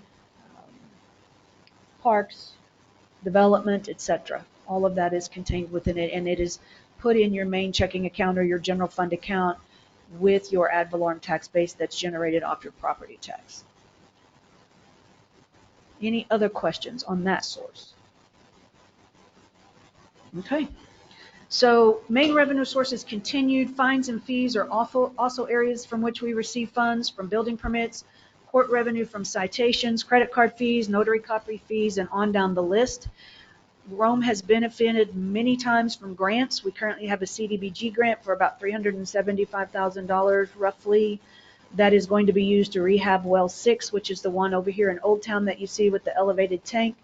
We are in process with our engineer of finishing some of the work on that particular project. There are also hotel occupancy taxes that I believe Ms. Becraft referenced last night. Those are levied on a person who pays for a room at a hotel, and since we do have one hotel in the city limits, we do receive funding from that. That hotel occupancy taxes or hot taxes are generally referred to as HOTMO because hotel motel to a great extent. They are only used to promote tourism and the convention and holiday hotel industry. There are 9 subcategories through which you can use those funds. So if and when we decide to expend those, we'll have to look at those subcategories and talk to Carvin about the proper use. We may be able to use that for historical preservation purposes. We would have to, as I say, talk to Mr. Adkins. One of the 2-part tests to determine if you can use those funds is, does it put heads in the bed? So meaning, if we expend it for that use, are we drawing people to Rome who are going to stay in our hotel? If it's not going to pass that first test, you really should not use it in that particular manner. Because then the second test is going to be, does it fall within of those 9 subcategories that I explained? So whenever we decide to expend that funds, the first questions we have to ask ourselves is, Are we going to draw people to Rome, and are they going to stay in our motel as a result of that expenditure of those funds? Okay? Was the hotel affected by the water restriction? We have not changed anything at the motel at this point. So have we used any of these taxes? Are they just being lumped into? They're in a restricted fund. And we've never, you don't think that we've used these at all? I'll have to wait until we get kind of the preliminary audit work done to give you that information. I do know that it's the consultants who are working on that project, they are making sure that anything that's in a restricted fund is properly allocated, and they've gone back to several years to look at what those numbers and those collection numbers were, and then we're getting them in the proper sub-funds under that consolidated cash general fund account to make sure that we know, because there's other restricted funds as well. You've got the HOTMO tax, you've got court security and technology, you've got juvenile case manager to some extent, and there are several under the municipal court area that have to be restricted. We have the $1 million that PMB gave as a result of water improvements that's restricted. That's what we paid for the WECO, the SCADA upgrades out of. There are restricted funds for the one firefighter, for the police officer, and for the vehicle that they have put forward for police. So we are making sure that we've got those properly allocated and properly in each account, and that we are set up so that as we continue to implement this new STW system that we have, which is very good, that we have things in each slot and that we are deducting as we should so we can track it properly. Cities can also use revenue sources from reserves, so that's called fund balance. One of the things that I talked to you about that I would like to see if we could, as part of this consultant work, they are going to give us X amount of money that's in our general fund balance that is unencumbered. When I started here in Rome, we have fund balance and we have been tracking it, but we need to get that solidified, and we need to make sure we have all of those restricted funds allocated where they're supposed to be to give me a correct and appropriate baseline to work with. And then we will calculate how much it costs per day to run the city. Then we will divide that together, and I will tell you how much money you have in reserve. We have not calculated that I can find in any of our documents. We've been very judicious in our budget. We have predicted conservatively, we have expended conservatively. I do not find anything that shows anything's out of order. I do not find that we've overspent. What I have found is that we need to take our budget to the next level and find out how much money we have in general fund that is not dedicated to something else, so that we know how much cushion room do we have, how much money do we have in reserves. There is a general fund checking account that has some funds in it as well. And so those will be looked at through that lens of the consolidation and the accounts that we have all pulled together under one particular umbrella. And the consultants are hopeful to be done within the next 14 days or so, because that's going to give us our footing to go forward. There was some conversation at a meeting about moving in any direction with the budget until we receive those numbers. So what we are looking to do is predict very similar to what we had last year, and again, be very conservative in everything that we're doing. And then if we find that there is excess, we will bring that to council for approval. We will look at modifying the budget thereafter. And if there is not excess, then we have at least budgeted according to the revenues that we expect in the next fiscal year. That is the most prudent path forward until we get finished with this consultancy period with the folks who are helping us with our software system. And once that's done, we can send everything off to the auditing firm and receive that back. Again, I reiterate, we are not abnormal. I know that New Fairview and Boyd are working in this exact same vein, because they are also growing cities and they are also moving into that next evolutionary phase of their organizational development, and they are trudging down the same path we are. As I talked to the New Fairview city manager, they just finished their 2021 audit. So we have made a bit more progress, and I know that Boyd just hired a new finance director to come in and help them with their finances, because they as well went to a new financial system, and they are going through all those same steps that we are. They have a consultant that's coming in, that's a CPA that is assisting them in their work. So all of the cities around us are doing a lot of the same things because we are feeling the same growth pressure or compression, if you will, and we need to evolve our operations. These are things that the city of Bridgeport and the city of Decatur have been doing for years because they are bigger cities. So it's not abnormal, but that's how I intend to approach the budget this year. I do have staff putting together their baseline or what they have been doing in the past year or two, as long as, and as we get into this presentation, a list of a variety of other things that we would ask you to consider as we go along based on those financial numbers. Okay? So the reserves is what we are trying to see that we have. You can also transfer in from one fund to another in certain cases. And as I mentioned, if the council ever decides they want to allow restaurants as we grow to offer mixed beverages, we can assess a mixed beverage tax. It's not going to be a lot, but it is something that could be a revenue source for the city that we may want to consider. Okay, do we want to take a break or do we want to keep going? Why don't we keep on going? If everybody's okay, why don't we just keep on going? Let's get through it. If you don't mind. Okay, tax base for Rome. I have pulled a considerable amount of numbers to show what your tax base has been over the years. And as I mentioned, you have two different components to your tax predictions or your ad valorem revenue that you expect to get. Are we all clear on the difference between tax base, tax rate, and what that means? I don't want to belabor the point if you all are already aware. So the tax base there you can see has grown from 2012 up to 2023 of almost $100 million. You see that the preliminary values for this year are $254.3 million. And often in your preliminary versus what we end up getting as our certified value, in the past 5 years that I have looked, that number has gone up instead of down. I don't know if that will be the case this year because there have been a tremendous number of people who filed protests on their valuations, so that may not hold true this year. But if it does, I would expect the tax base to be at least $254 million that we would apply the tax rate against. That would give us the prediction of the ad valorem revenue that we would expect in our general fund budget to use for all the projects that we need to provide city services. Any questions on this? This is a good visual to show how this has grown.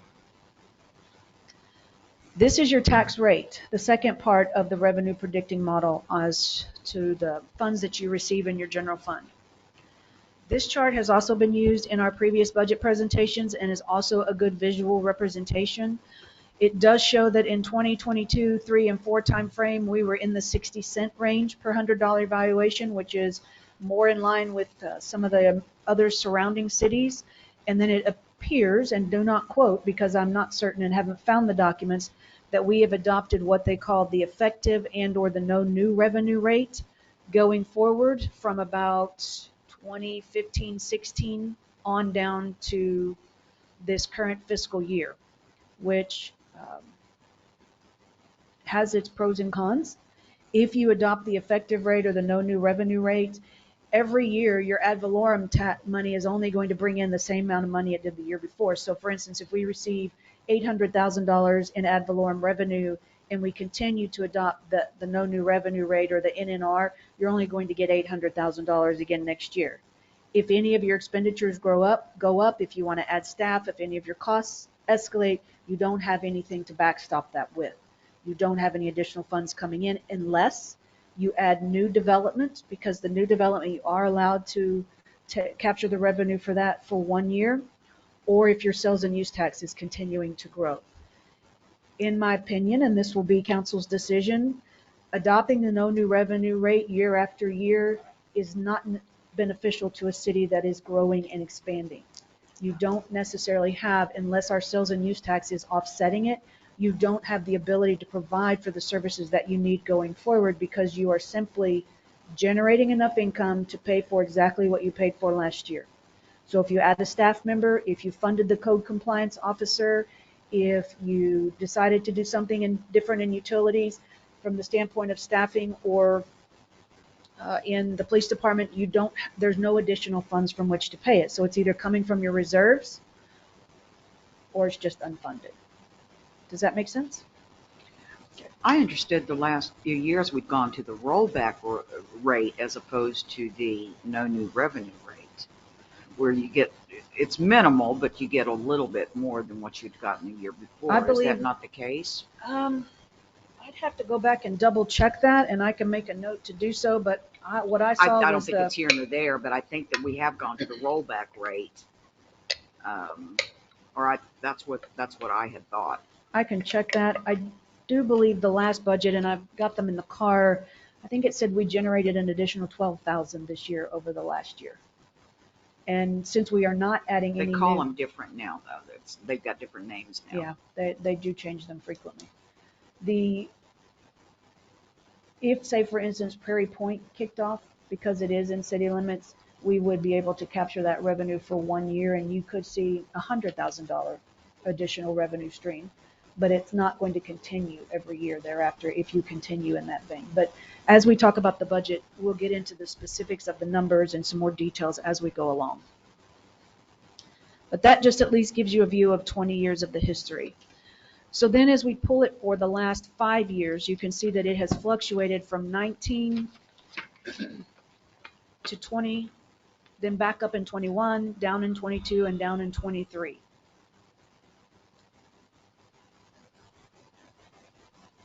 This is also a good visual representation for our residents just to see.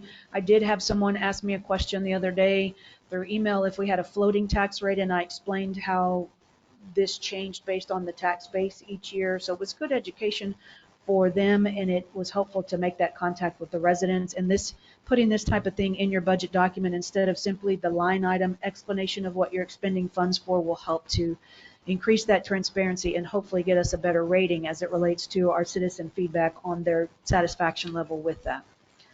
One of the other things that you've had in your budgets over the year, which I will continue to include in our budget this year, is a tax rate comparison. So I pulled all the data from 2022, 23, the current fiscal year that we're in, that shows that Boyd, Decatur, Bridgeport, Justin, all growing cities are in the 60 cents tax range. You will see that Roanoke is lower than we are, Hazlet and Northlake as well. Their tax base is considerably larger than what Rhome's is. They also have a much diversified in sales and use tax, which we do not have. We are somewhat in the middle to some extent, but for counties just in our general location, we are much lower than Justin, Bridgeport, Decatur, Boyd. Any questions on that? When you look at the tax rate comparison for M&O and INS, I also pulled our peer group cities, and you will see that this is very different. Your M&O portion in some of these cities is a lot larger than their sales tax, and so you will see that their tax rate is a little bit different. In your general fund, a good rule of thumb is you want your ad valorem to be about 60% of your revenue stream and your sales and use tax about 40%. You will see that we are, your M&O and your INS, I got off track. Let me back this up just a little bit. In your general fund for ad valorem and sales tax, you do want a 60-40 split. But we're talking about M&O and INS, and you'll see Rhome is split evenly. So we have a 21-cent INS tax rate that is being paid for facilities, mostly water and sewer, and a few other notes that we still have outstanding, and then 23 cents of that goes to operations. You will see that Roanoke is somewhat the same as is Northlake, but they are receiving a tremendous amount of sales and use tax that we do not receive. You will see that Bridgeport has 22 cents, Decatur's 20, Boyd is 18, Justin is 7, and you will see that their M&O portion that actually funds their operations is extremely higher than what we have here in Rhome. That will be something that we'll need to take into consideration when we set the tax rate for this year, if council makes any changes in service delivery levels. If we don't, then that may not be the right time to look at it, but I'm just trying to educate you on the differences between and how if you pull one lever or another lever in the tools that you have from which to provide services and deal with the things that citizens want to see, That's how it affects our ability to pay for them. Yes, ma'am. So the M&O that's so high on Justin Boyd indicator, is that because they have debt outstanding that they're paying for that, or? It's the flip of it. They don't have as much debt INS in is your Justin at debt. the moment. I will tell you that I talked with their city manager just this morning, and they are going to be putting forward a bond in November for a new city hall. So you will see that INS portion, or the burgundy, the .7, you will see that go up if that bond passes.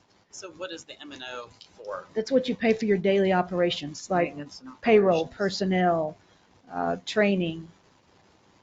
I'm sorry? I couldn't hear you because the mayor was speaking. So you use that to pay for all your day-to-day operations. The INS portion pays for your facilities or the debt that you've issued. Okay, Think of it as what you pay for your car, your utilities, your groceries out of versus what you pay your mortgage out of. Does that make sense? So this is something that we'll have to consider as we move through. Hazlitt gets a considerable amount of probably sales and use, but definitely they get a lot of ad valorem tax from the structures that they have that are commercial and industry based. So I'm not sure that Hazlitt is a city that we'll want to continue to keep in our peer base because they are differently composed than we are, but I did include them because this was one of the ones that council had approved. Any questions on this? Yes, sir. Have you looked at Ponder? I have looked at some of the other cities. I did not include it necessarily in your presentation for today, but I can certainly go back and look at those. I just kept it to the cities that have been approved. So if we were to increase our sales tax rate, then our 0.23 would go up, our M&O. If we passed a bond, if we had approved the old school at 4.5 million, then that 0.23 would be higher than it is today, or that 2.1 would be higher. Okay, but to get the 2.3 higher. You have to change your 0.438715 tax rate in your ad valorem. The property tax. This is where it gets a little bit harder to understand because your sales and use is a separate bucket than your ad valorem, and your M&O comes out of your ad valorem. Jesse, are there markers over there? I think that's what I was, your home taxes, your ad valorem is what's paying the M&O.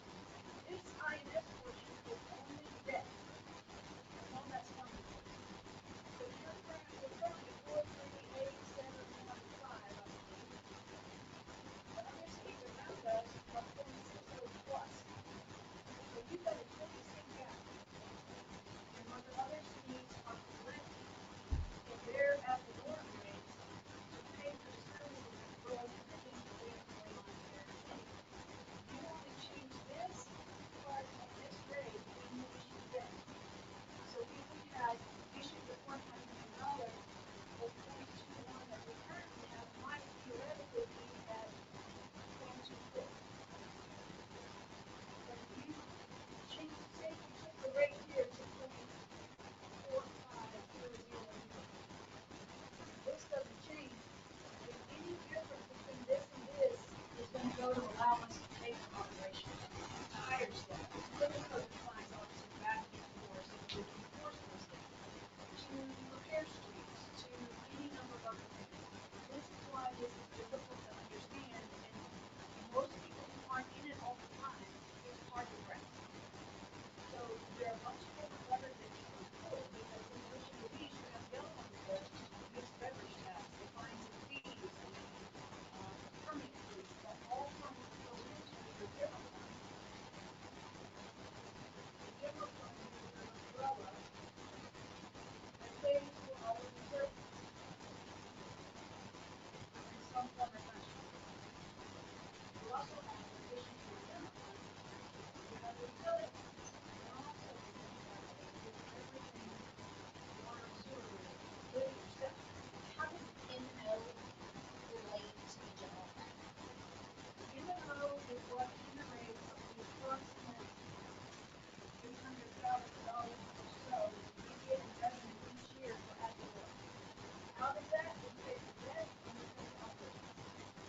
So if you change this 4.3, if you change the tax rate and say the noted revenue rate comes in at this number and the rollback rate comes in at 4.5 and you adopt 4.5, you will see the revenue which will go up. You will have more money to fund the M&O portion, and if you issue debt, this rate goes up automatically because the voters generally approve the debt, and the highest portion of that rate will show each year. Is that not clear enough? I still don't understand if, is general fund a portion of maintenance and operations? General fund gets, gets the money. So when the county collects our taxes and they send it to us, we put it in general fund. That's your main checking account. Still not.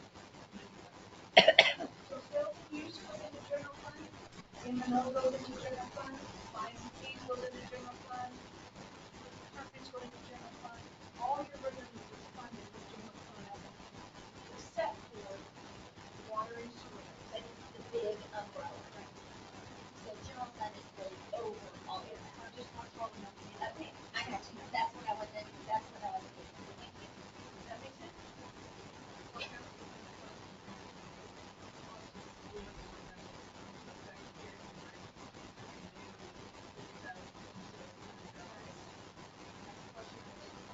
It applies to us and it changes. We're not right of school percentage, and that's what applies to you. So how do you calculate it? Right, you have a bill that's $10,000.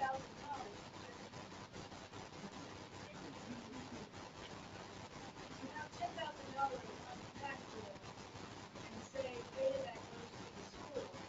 That's for the school to use. That's fixed income. But the state's supposed to also be paying you when you use the school for rainy day to shore that up. Ours, 2,000. That's all my federal documentation. But that's one of the things that we're not sure how that's going to go at this point. So put that to the So that's how we would change any given year. Because this is paid for, the tax rate is paid for most all the stuff, not utility fund. Most of the works are paid out of the utility fund. Julie's position is split between 80% SDM and utility fund and 20% in general fund because she prefers the fund. All police, all fire, all admin, development, cost, stuff is all paid out of our fund. That's what she does. So it looks like we're not funding our M&O correctly. I'm not going to say incorrectly, but I'm going to say it's very low. It's anemic, to put it best. And if you look here at the tax rate,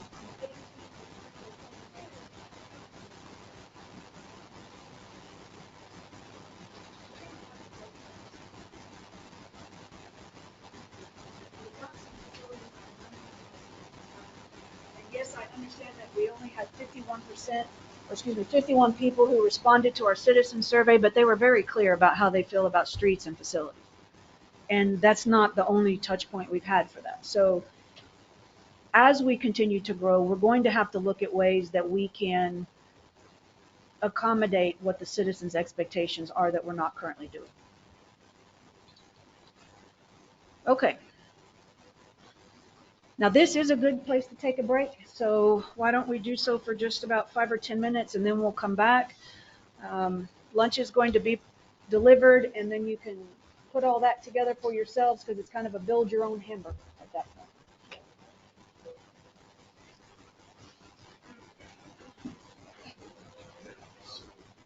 Okay.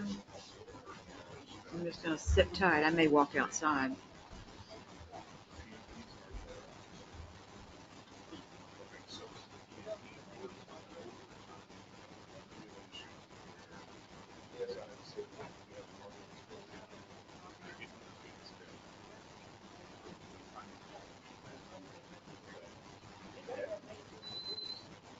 He's going to the second track. I don't know. That was like at 11 o'clock. He texted me, "I'm gonna do it again." I'm like, "What?" So when was scheduled? So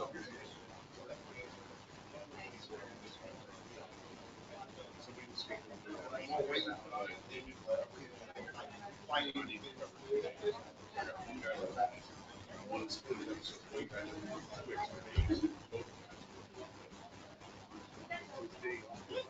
So he can still work on his day off. Right? That's fine. That's fine. Right. So as long as it's never out of that position, but he can work, just like if he comes in for an extra night out or whatever, he can still work. So we just need to put it in our notes. He worked for all the work. Not working in the world. I'm sure before I did this, it would get a lot of me. Right. Yeah. No. He's got to wear that.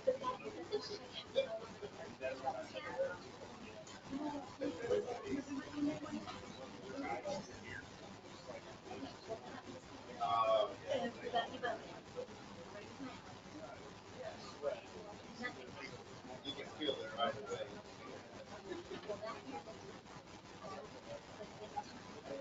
Yeah.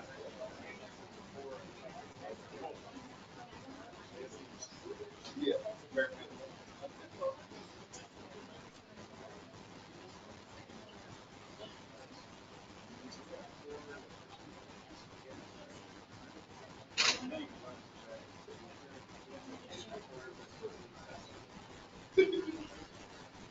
You know right away. But I have open toe shoes, you do too. Okay, so we're not gonna take anything here. Yeah. You do just traffic.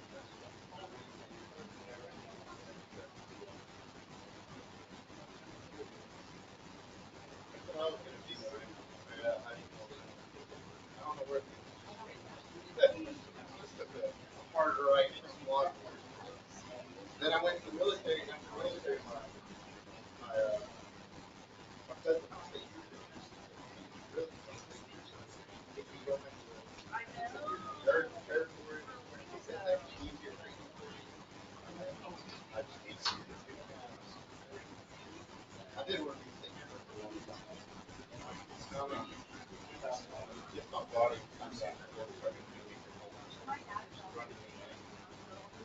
I'm that true.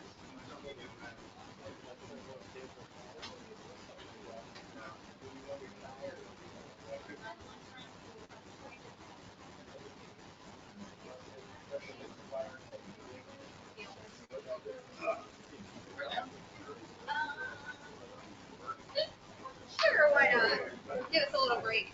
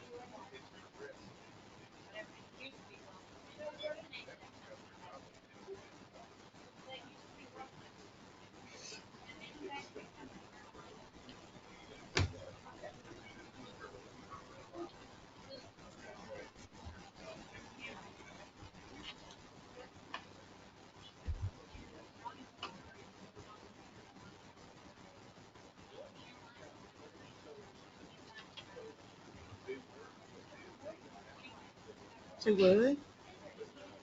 He went home, checked on his dog. He's a quick study, though. He can catch up.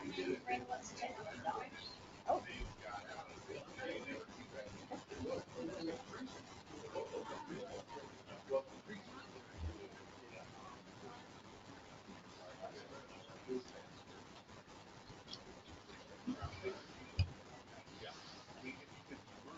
What ordinance are we looking at? The revenue what? They're always down my side street. They always go down my side street.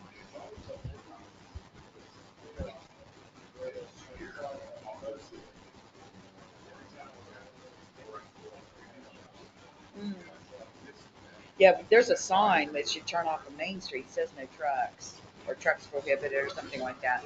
But they use it as an alternative route to get to the little factory behind.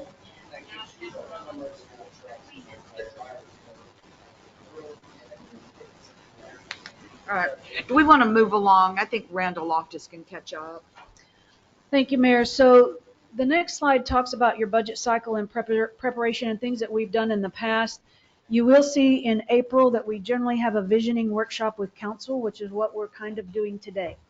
We're a little bit behind just based on a variety of factors, and we are going to prioritize the budget as we move through the next several meetings. Generally, staff begin budget discussions in early January.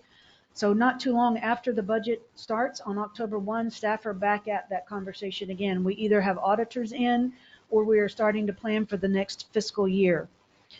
April, we have several things that kick off, not only that visioning, but we also start planning work with the department heads. We receive the preliminary taxable value from the appraisal district, but you very much hold that loosely because it is very preliminary.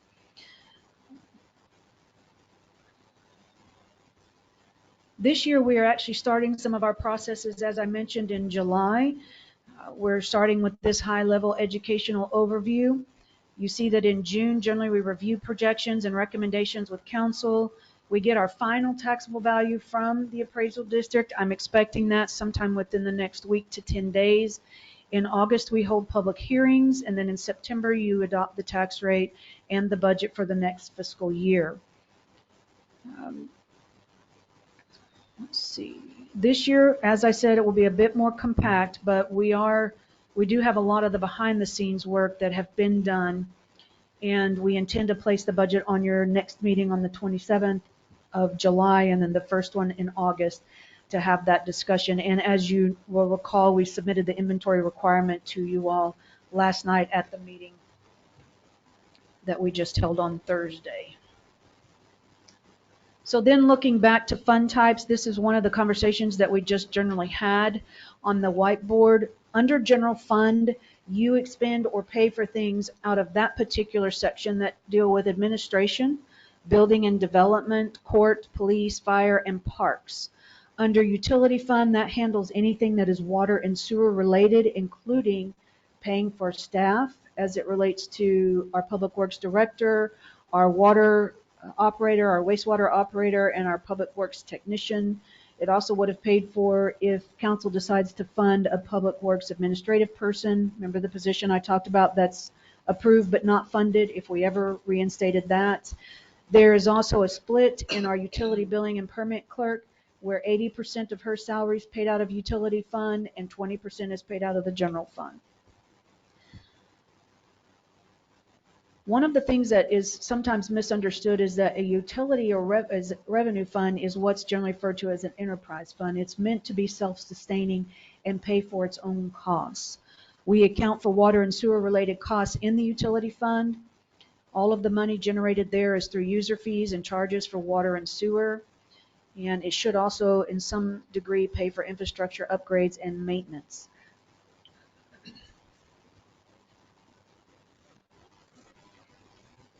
I'm not used to driving this. So moving forward to some of the discussion that we had earlier about general fund and the revenue that we have seen as it relates to the historical overview, you can see in 15-16, the general fund, the blue is the revenue, the red are the expenditures. we have always budgeted very conservatively and neck and neck. We have not, from what I can see from the numbers I've been able to find, pulled anything out of reserves for any shortfall. The revenue, the blue line in the revenue generally tracks very, very closely, if not almost exactly, with the expenditures that were budgeted. One of the things that I know has been discussed in council sessions or in the general public is getting a look in your budget of budgeted versus actual expenditures. And I have gone back and tried to build that to the best of my ability, because that is something council needs to see. That can be used not only as a good measure of how we're being fiscally responsible, but it can also be used as a performance measurement tool to see are we being accurate in our predictions. So I've been able to get accurate numbers for 20 to 2021 fiscal year, and I will build that forward in your budget document and hopefully have all of that finished for you by the 27th of July to look at. But you will see from 15-16 to the current fiscal year that we had budgeted revenues, budgeted revenues of 1.9 in 15-16 to 3.2 million almost in this current fiscal year. So that is another indication of not only how Rome is growing and we are either adding homes or businesses, but just generally how your general fund has grown. Because remember, sales and use and ad valorem goes into the general fund account. Any questions on this slide?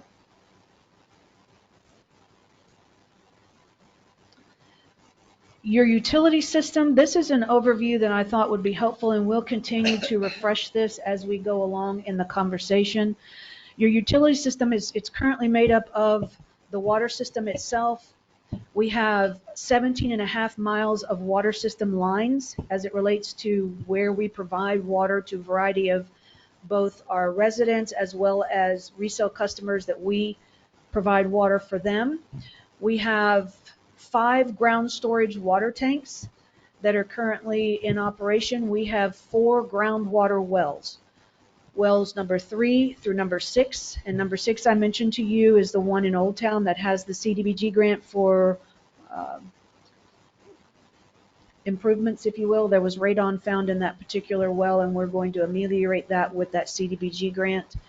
We have the elevated tank off 287, which holds 1 million gallons of water. That's one tower. We have a very large ground storage tank and booster station on FM 3433, just to the left as you are going kind of southwest on that road. We have an inlet from from Walnut Creek Special Utility District and booster system at the Bobo plant. And then we have the new SCADA system as part of that utility system that is actually currently online and monitoring an alarm system that we all improved, about $100,000 increase in that I mentioned to you last night that Jesse's got. The East Wastewater Treatment Plant was originally 1967. Those were Imhoff lagoons. You may recall that looked like a giant trenches in the ground where the runoff would go and settle, and that's how they would treat those. That's now a package plant that was upgraded in October of 2011 to what you see somewhat today. We also have added to that east plant a equalization basin and a couple of other automation components to help that run a lot better and be up to TCEQ code. The West Wastewater Treatment Plant was originally 1998 a package plant. I learned through a variety of ways, and Jesse's not here at the moment, but a package plant is one that basically comes in a package, and they bolt it together on the ground on site. So that is not unheard of. That is something that many developers use. For instance, RVR has a package plant, and they're meant to last generally 20 years. Ours is past its lifespan, and it is one of the things that I will be talking to you about as a result of our budget conversations. The lift stations, we have 3 of those, one at Love's and one at each plant, the west and the east plant, to lift the wastewater into where it needs to go for gravity fed, because that's the best way or the least expensive way for us to move that through.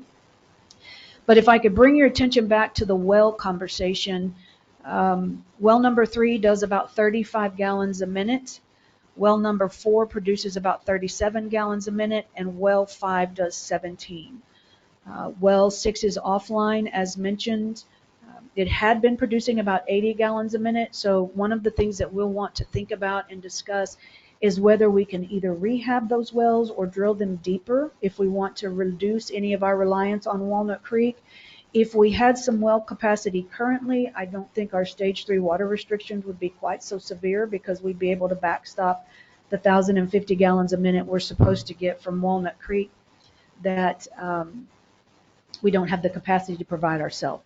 So giving you an overview of that utility system, we will continue to flesh this out as we move through the budget process and bring it forward on the 27th. Where's the locations of those wells? 6 is That's down a here great by the old question. tower. So here is a map of the wells that you can see, and I'm not sure, you should have that in your slide deck. It might be easier for you to view.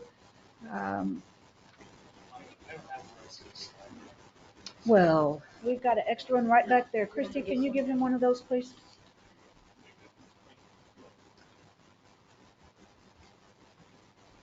So well number 4 is on Randall. You can see that it is. It's on Randall.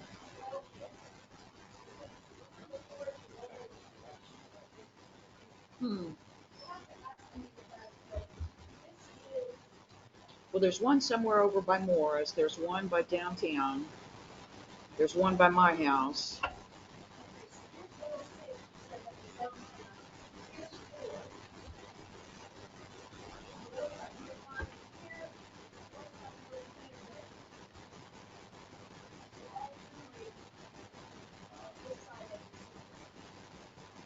I'm sorry, go over that one more time. 6 is downtown. Is 4 the one on Randall?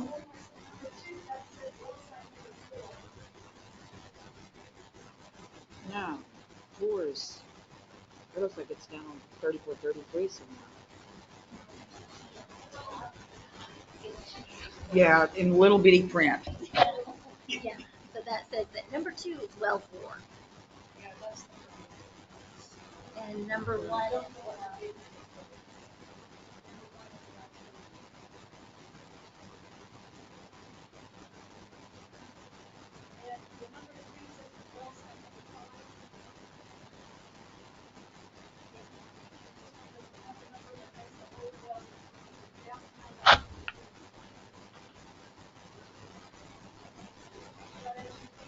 Okay, there we go.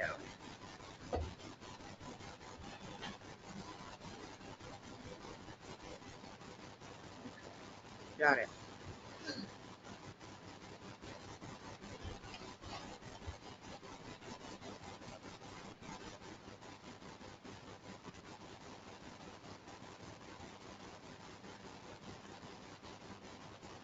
Well site number 5, I believe, is the one that we had to upgrade the pumps on earlier this year because it went offline.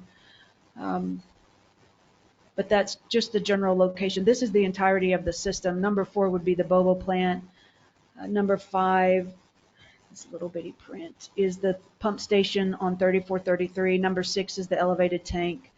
Number 1 is well site number 3. Number 3 is well site number 5. Number 2 is well site number 4.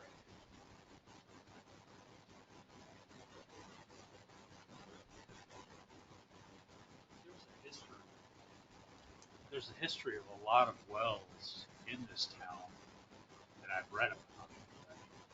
And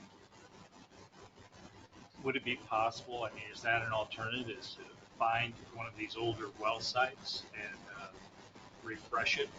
That's something we'd want to talk with the engineer about. I did have a brief conversation with him yesterday.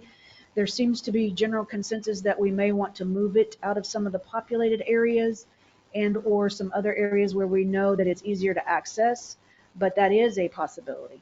We would just have to look and see what that would be. Okay. So then moving forward and looking at the utility fund itself as far as revenue and expenditures, you can see from 15-16 on your slide deck coming forward to 2021 that it's the same scenario as that we had with the general fund. Pretty much revenues and expenditures tracked line by line until 21-22 and 22-23, which is when I believe the revenue, or excuse me, the rates were changed in order to accommodate that revenue bond. And so we do have that capacity to issue some additional improvements into the system. We just need to make the decision and visit again with the engineer as to what is the best path forward, especially given in light of the water issues that we've just recently had. Getting 1,050 gallons a minute from Walnut Creek is great, and it would certainly help us and give us some capacity for new development. But with this stage 3 water rationing, right now we're at 350 gallons a minute, and so we're not getting the full contracted amount. We need a way to provide water separate and apart from that.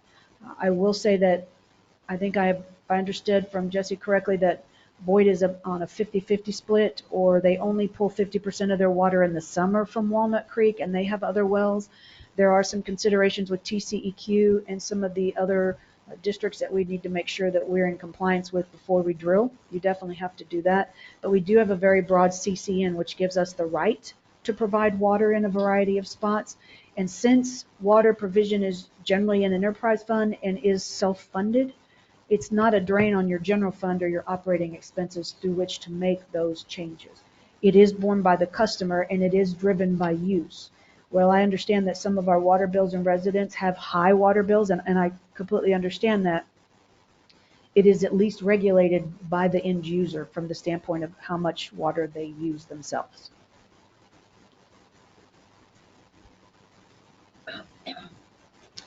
One of the other interesting things that I thought council might like to see is how we have reinvested in the water system from 1990 coming forward. You will see that for a system as robust as ours and as large as ours, this includes both wet water and wastewater. We have not put a tremendous amount of money into this system. And so much like we talked yesterday with the technology gentleman, that we've got some gaps we have to address, we have the same thing in our infrastructure as it relates to water and wastewater. We've spent about just over $5 million since 1990 on this system.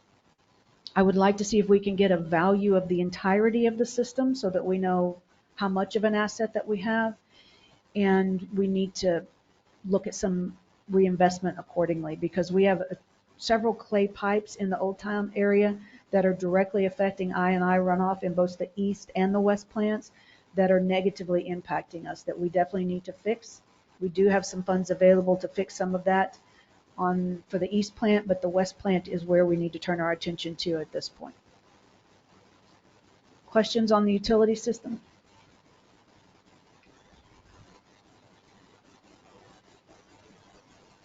This same data was presented to you in July of 2022 by the engineer, so this is not new information.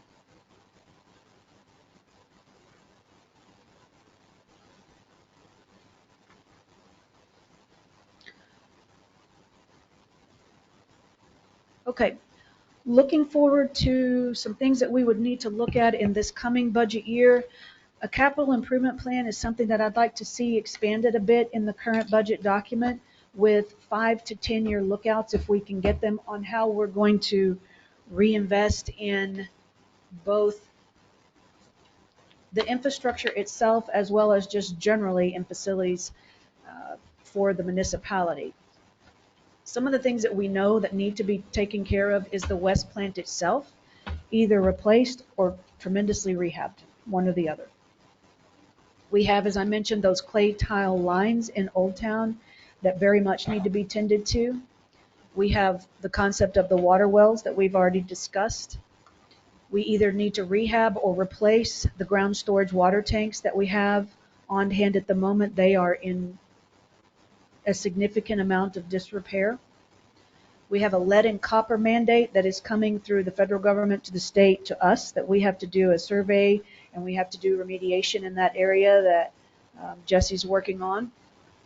We also need to consider what we're going to do about a secondary water source. In conversations recently with the city of Fort Worth, and I say recently, I mean probably in the last 4 months, they are anticipating that they will have their northern expansion study completed this year. but they will not have the ability to provide us with any water if everything lines up perfectly until the year 2029, where we could turn on the tap. So we still have some gaps between now and then that we are going to have to address how we provide water for the community itself and how we deal with the people that are interested in relocating to Rome. We're not the only city in this situation, much like I have explained to you on other items today. I have talked with Justin in New Fairview and Boyd and Aurora and Newark to some extent on how we could potentially regionalize this approach. One of the things that some of your third-party providers or some of your others, bigger providers are looking for is it a regional effort?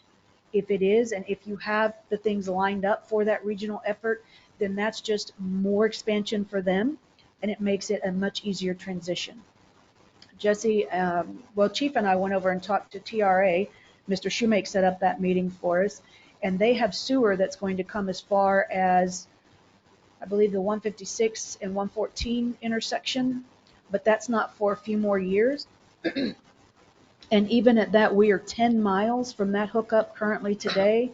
And in today's prices, that's $2 million a mile to get it there. So we're not ready to make that particular move forward. But if we could upgrade the West plant to have some additional capacity, then we have the ability to expand business offerings, which affects everything I showed you on the board and affects how we deliver services for Rome residents.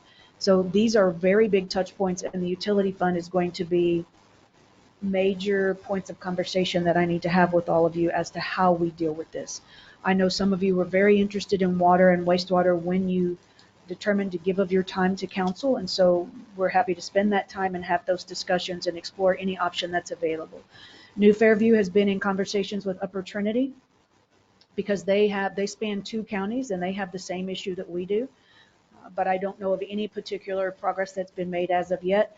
But one thing that we are always actively doing is the relationships that I have with the city managers in Justin and New Fairview and Boyd and Decatur and all the rest is very beneficial to help us in Rome. Because, for instance, we heard about some of the Encore progress from the city manager in Justin.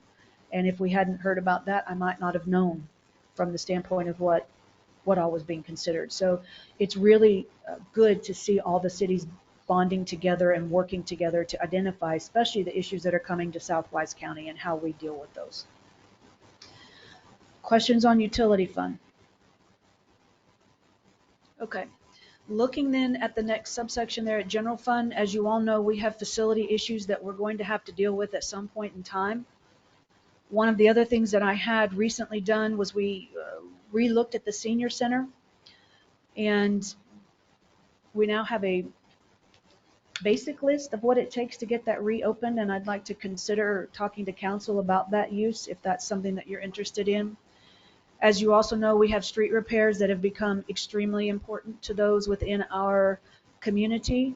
I continue to hear from people in Ellis who are unhappy with the chip seal that was put down in their development, and we are still trying to ameliorate that as best we can. One of the things that Jesse's looking at is having Wise County come back in next month and re-roll all of the rock to try and get it to continue to seat.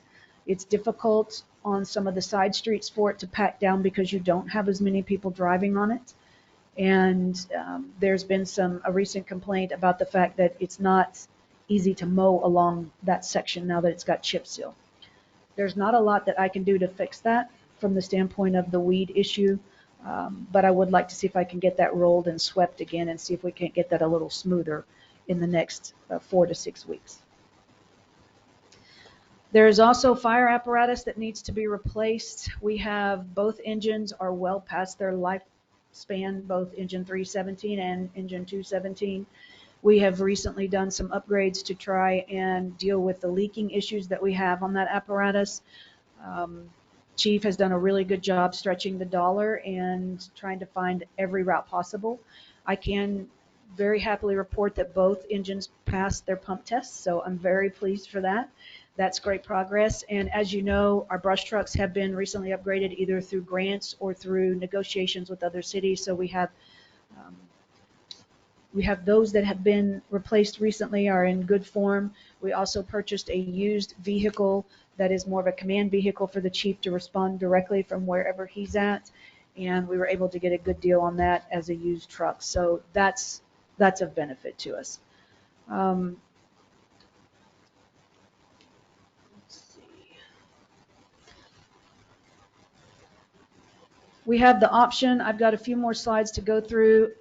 Your lunch is here, or we can continue for the next half hour and then you can eat after that. What's your preference? Is the lunch hot or cold? It's hot now. Do we want to eat hot lunch or cold lunch? Okay, well, let's take a 15 or 20-minute break or so, and then we'll come back after we have something to eat.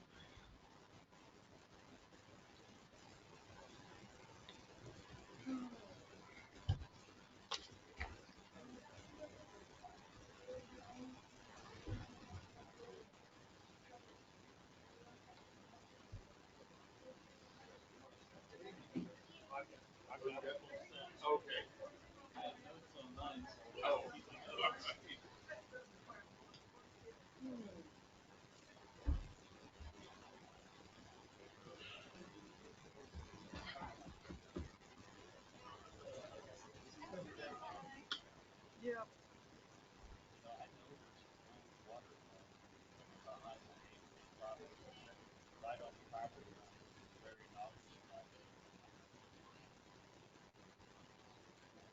Some of these houses all had wells way back when, because when we were replacing clay pipes, we uncovered the old septic.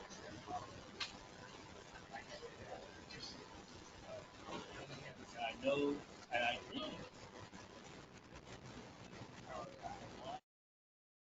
This conference will now All be right, we're going to recorded. continue.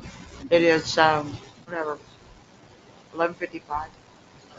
So looking ahead and kind of rounding out the conversation today, just setting the basics and moving forward, I did put together for council's review a future planning and needs list from the standpoint of things that we may want to consider either in this fiscal year or coming fiscal years. So one of the things that we did hear very clearly in the survey results that we did get, that people would like to see the community plan some events. When we time those will be up to budgetary constraints and staff constraints and direction from council. There was also support for parks expansion in some form. If we did some upgrades to the website platform, that could potentially allow us to create an email database from which to email a newsletter, which we did hear from some folks that they would like to see that type of communication, as not everyone is on social media or even on the website. We could use some direction on historical preservation. We could upgrade technology systems and vendor for public meeting viewing. One of the things that I have noticed about the system we currently have, which it does work, but it's not as flexible as it could be. For instance, when someone steps away from the mic, I'm sure anybody who was watching this remotely or goes back to watch it, they won't hear anything that was said when we talked about things at the whiteboard. So there are some things we can do wirelessly that might help that. There's also there's a system called Swagit that is very user-friendly for the citizen who goes back to watch the meeting. It doesn't change anything council's doing, but it is very user-friendly on that other end. One of the things that I thought of is it would be nice to have electronic signs similar to what Boyd has put in place, that if we had, say, the stage 3 water restrictions, or we had something, we could notify people just briefly and direct them back to the website for additional information, because I did hear from several folks that they didn't know, or they learned from their neighbor, and that might be something that we could consider. It's just the cost and where do we put them. Of course, we still have the Journal City cleanup that people have talked about. If council decides that they would like to fund a full or part-time code enforcement officer at some point, they could give concentrated oversight to the dilapidated buildings, the trash, the junk vehicles, etc., that people are concerned. Again, these things are in no particular order. Some of the financial stewardship will come as it relates to just general budget evolution in this fiscal year and the next. But one of the things I would recommend to council that we review is both the 0.5% at the local and the county level and how that is being used as it relates to the sales tax and how we may or may not use some of those funds. There are some enhancements to our TMRS or our Texas Municipal Retirement System that council may want to consider that will make us a more attractive employer, which does help with retention. It does not have quite the budgetary impact necessarily as base pay raises may or may not bring, but some of those might help some of our staff members. Under the public safety heading, we have, of course, that future police dispatching needs that are going to have to be dealt with either this fiscal year or the next. We need to plan and budget for fire and police staffing. Again, that code enforcement officer that I mentioned earlier. Chief Estes mentioned to you all extrication tools that are needed currently within the fire department. We also could look at enhancing and or better coordinating our emergency management plans with the county and with council and our police and fire units so that we're prepared. One of the things that will affect us is we do have 2 highways and we have a railroad track that goes right through town. All of those will affect us tremendously if we either have a derailment or a major event, and we want to make sure that all the people are in place that need to be to deal with that. So that's something I would like for us to look at in the future. The generator for the fire department is something to consider. They currently don't have a backup system when the electricity goes down. As mentioned by Chief Debus, the records management system for the police department would be very helpful to manage their cases. The handheld ticket writers, computer aided dispatching in the vehicles because now they're not able to, they have to type it in and respond. And then body cameras in the vehicle and worn body cameras would be upgrades to that department. In the utility system, one of the things that we've talked about just generally is the public works staff do not have any supplies on hand if we have a breakage. They have to find a vendor and they have to track it down and get it back here, and that can cause tremendous delays in repairing water breaks or other issues. Not saying that we need to spend a tremendous amount of money, but something would be good because right now they have to source everything outside and bring it in before they can even address whatever issue we have. Mr. Loftus, did you have a question? Now, don't some of these parts have months lead times to obtain? I think it would depend on which parts. Jesse, can you answer that? What was your question? Some of these parts, don't they have months lead times to be able Depends on the situation. Depends over, there's some specialized parts, and then there's just general parts that if you have a water leak at 1 o'clock, we have to dig it up, we have to run to the store, whether it's Fort Worth, Evansville, wherever we have to go, get the parts from that. Get everything parts of ours. That's what we're I think he was looking more just for the general category. We don't have any of that backstopped at the moment.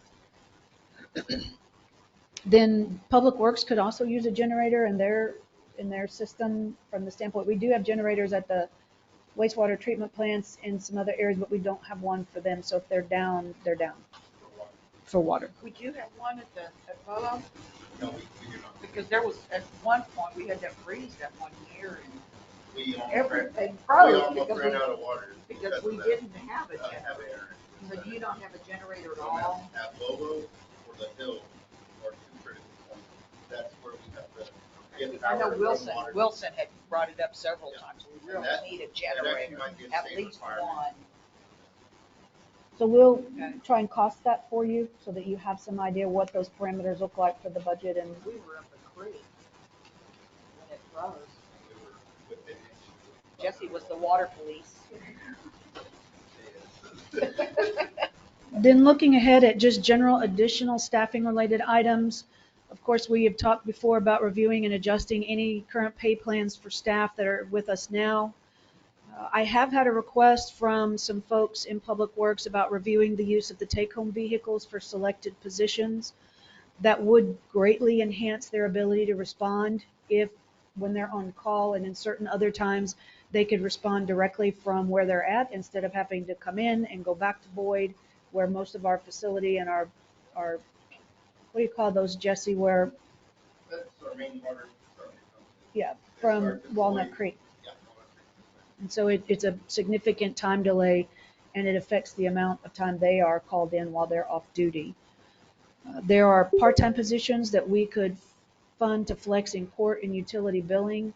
I will tell you that the work that Julie is doing at the front office and that Christy's doing, as I mentioned, our lobby is just getting busier as we go along.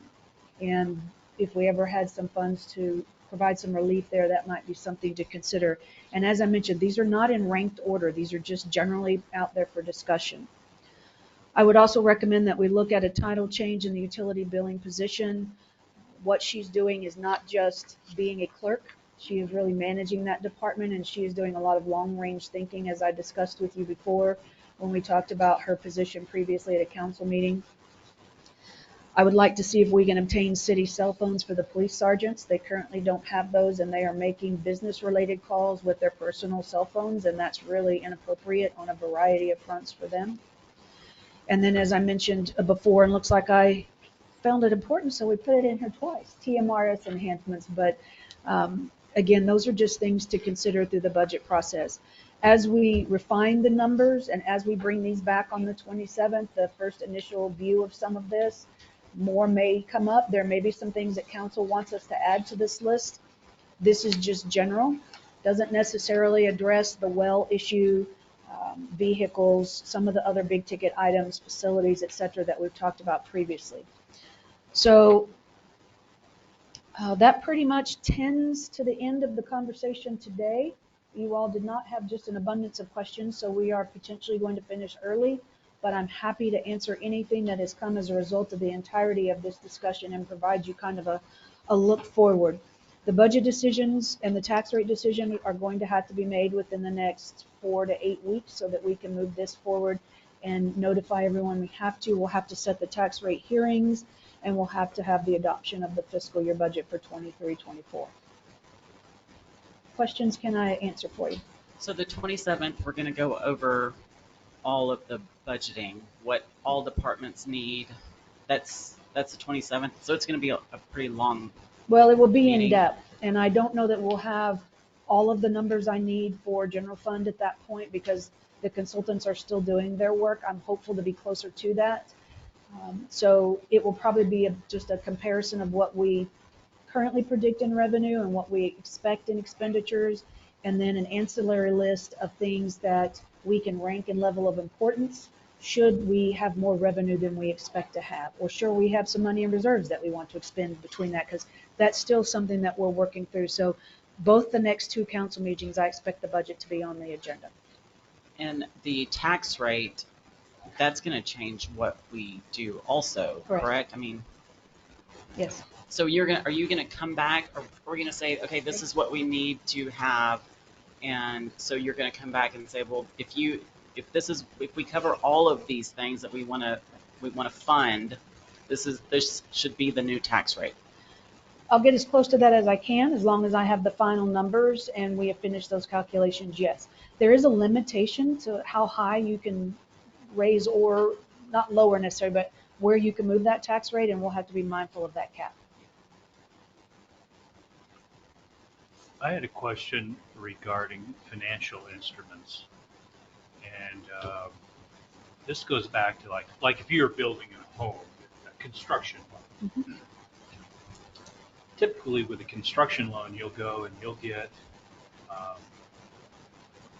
kind of like a line of credit from the bank.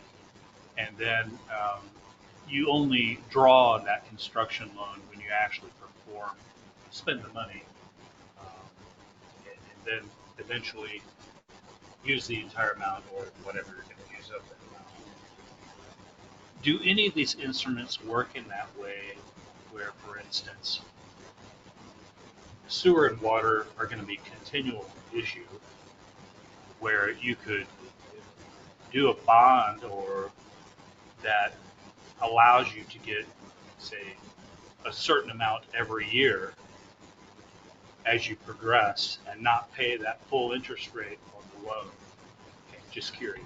No, it's a great question. It would certainly be a lot of flexibility for a lot of cities, but There is no option for that I'm aware of. We can certainly ask the financial advisor. Every bond I've ever dealt with in my 25 plus years, you sell the bond on the open market, you get the funds. The only difference is the first year you generally are only paying interest and you don't pay the principal until the second year. So it's delayed in the payback, but I am not aware of an option that would allow us to do that. I am curious about that because in the school districts, you only sell what you need. Yeah. For that Correct. amount of time, and so you could do like Randall's saying, so I'm curious about that. We can certainly ask them. Yeah, and that kind of goes in with on this booklet you gave us from last time. There's this one section about capital improvements programming, and their comment is that every city, there's always a demand for new streets or repairing streets, and there's always a struggle there. Correct. It's saying, and that's why I use something like that gives you the flexibility to use what you need and then defer the loan to a later time. It's always a challenge for streets because it's based on each individual person's belief on how the street should look. Some people may be fine with chip and seal, some people are not. They want curb and gutter. Some people want the rolled kind of the bar ditch kind of concept. And so you are always going to hear the ebb and flow as streets are concerned. That's one of the things that I'd like to see us get into a position that as we continue to accept infrastructure and streets from developers, we put that on our long range replacement plan so that we know in 15 years the streets in Prairie Point are going to come up for some repair and we are aware of that and looking forward.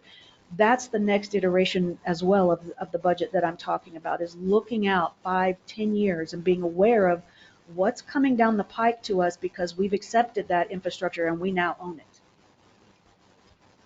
And also, is it worthwhile to go ahead and purchase street building equipment, for instance, if we're going to be continually doing this? Great question. So one of the other things that we've been discussing in this regional city managers group is who has what equipment that we could potentially rent from another city at a different rate maybe than what we could get commercially, and or loan out to someone else, including staffing if that's needed. For instance, New Fairview has a trailer where they can patch holes and do minor street repairs with the trailer.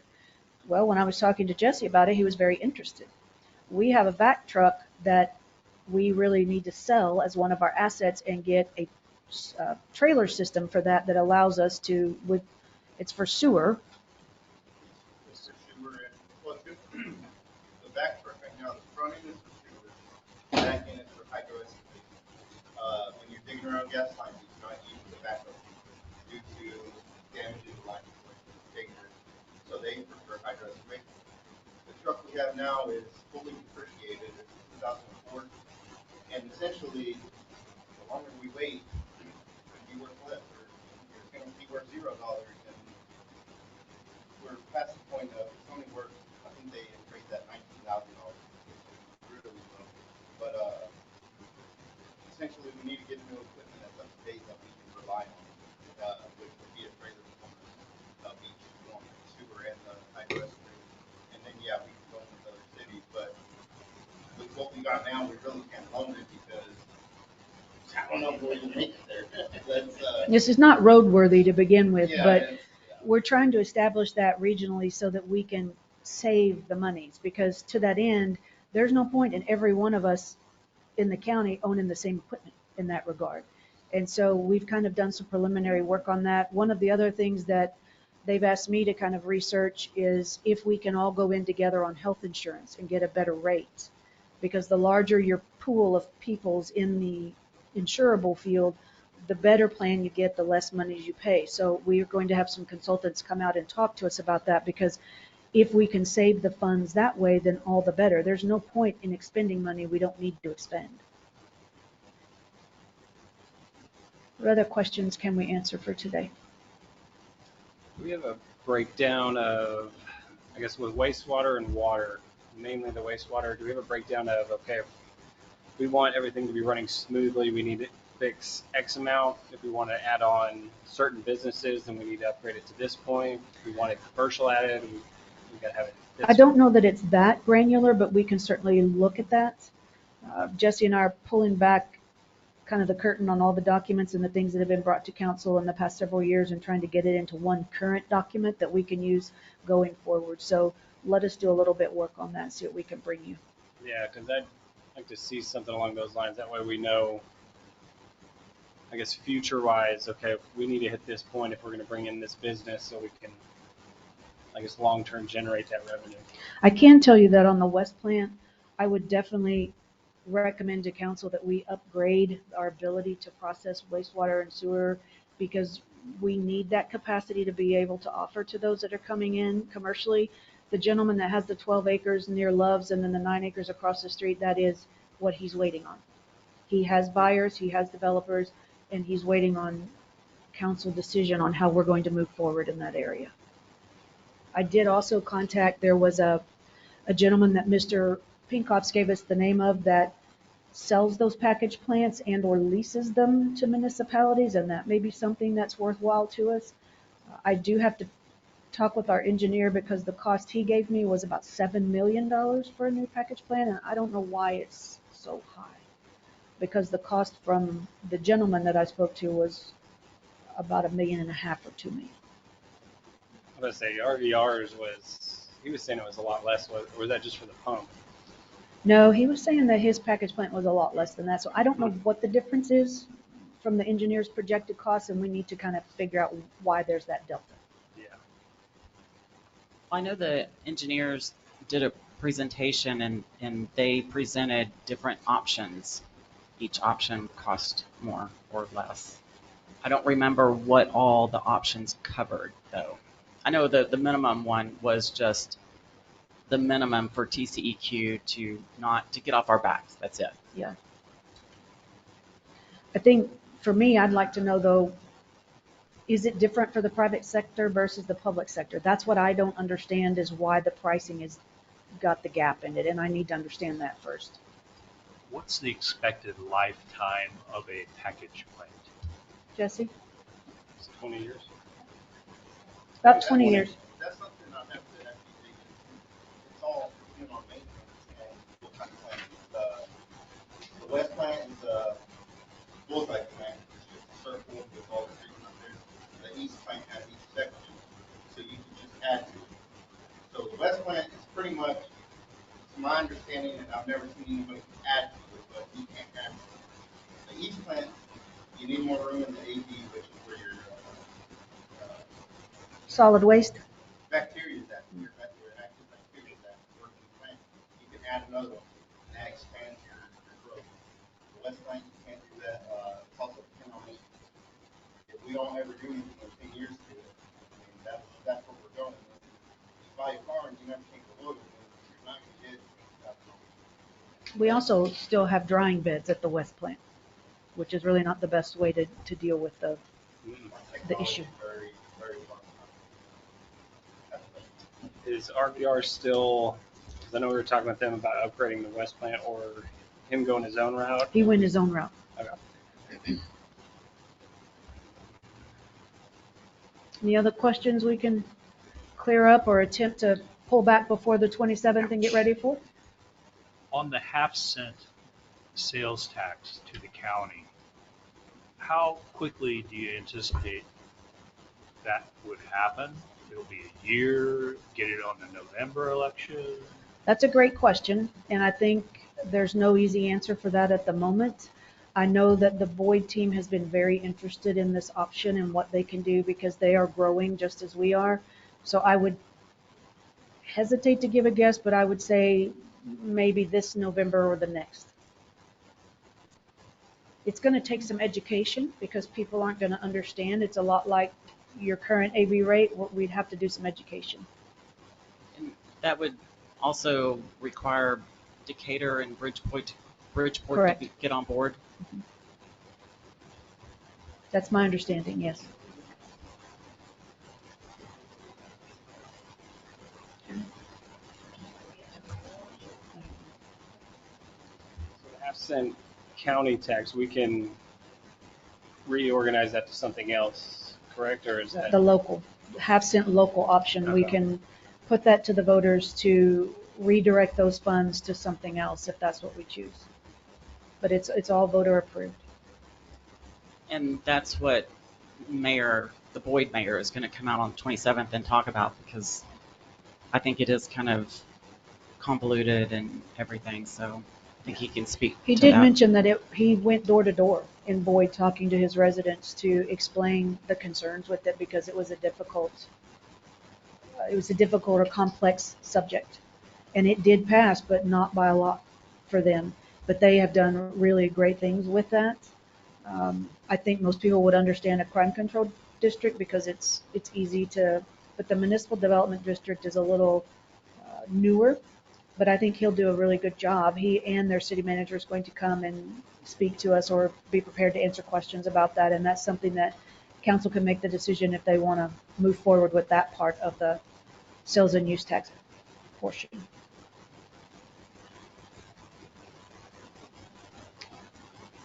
Anything else? Well, that's all I had for you today. As I mentioned, we will bring the budget back in whatever form we can get it in between now and then on the 27th, and then the first meeting in August. So we will be talking budget for the foreseeable future until we get closer to passage.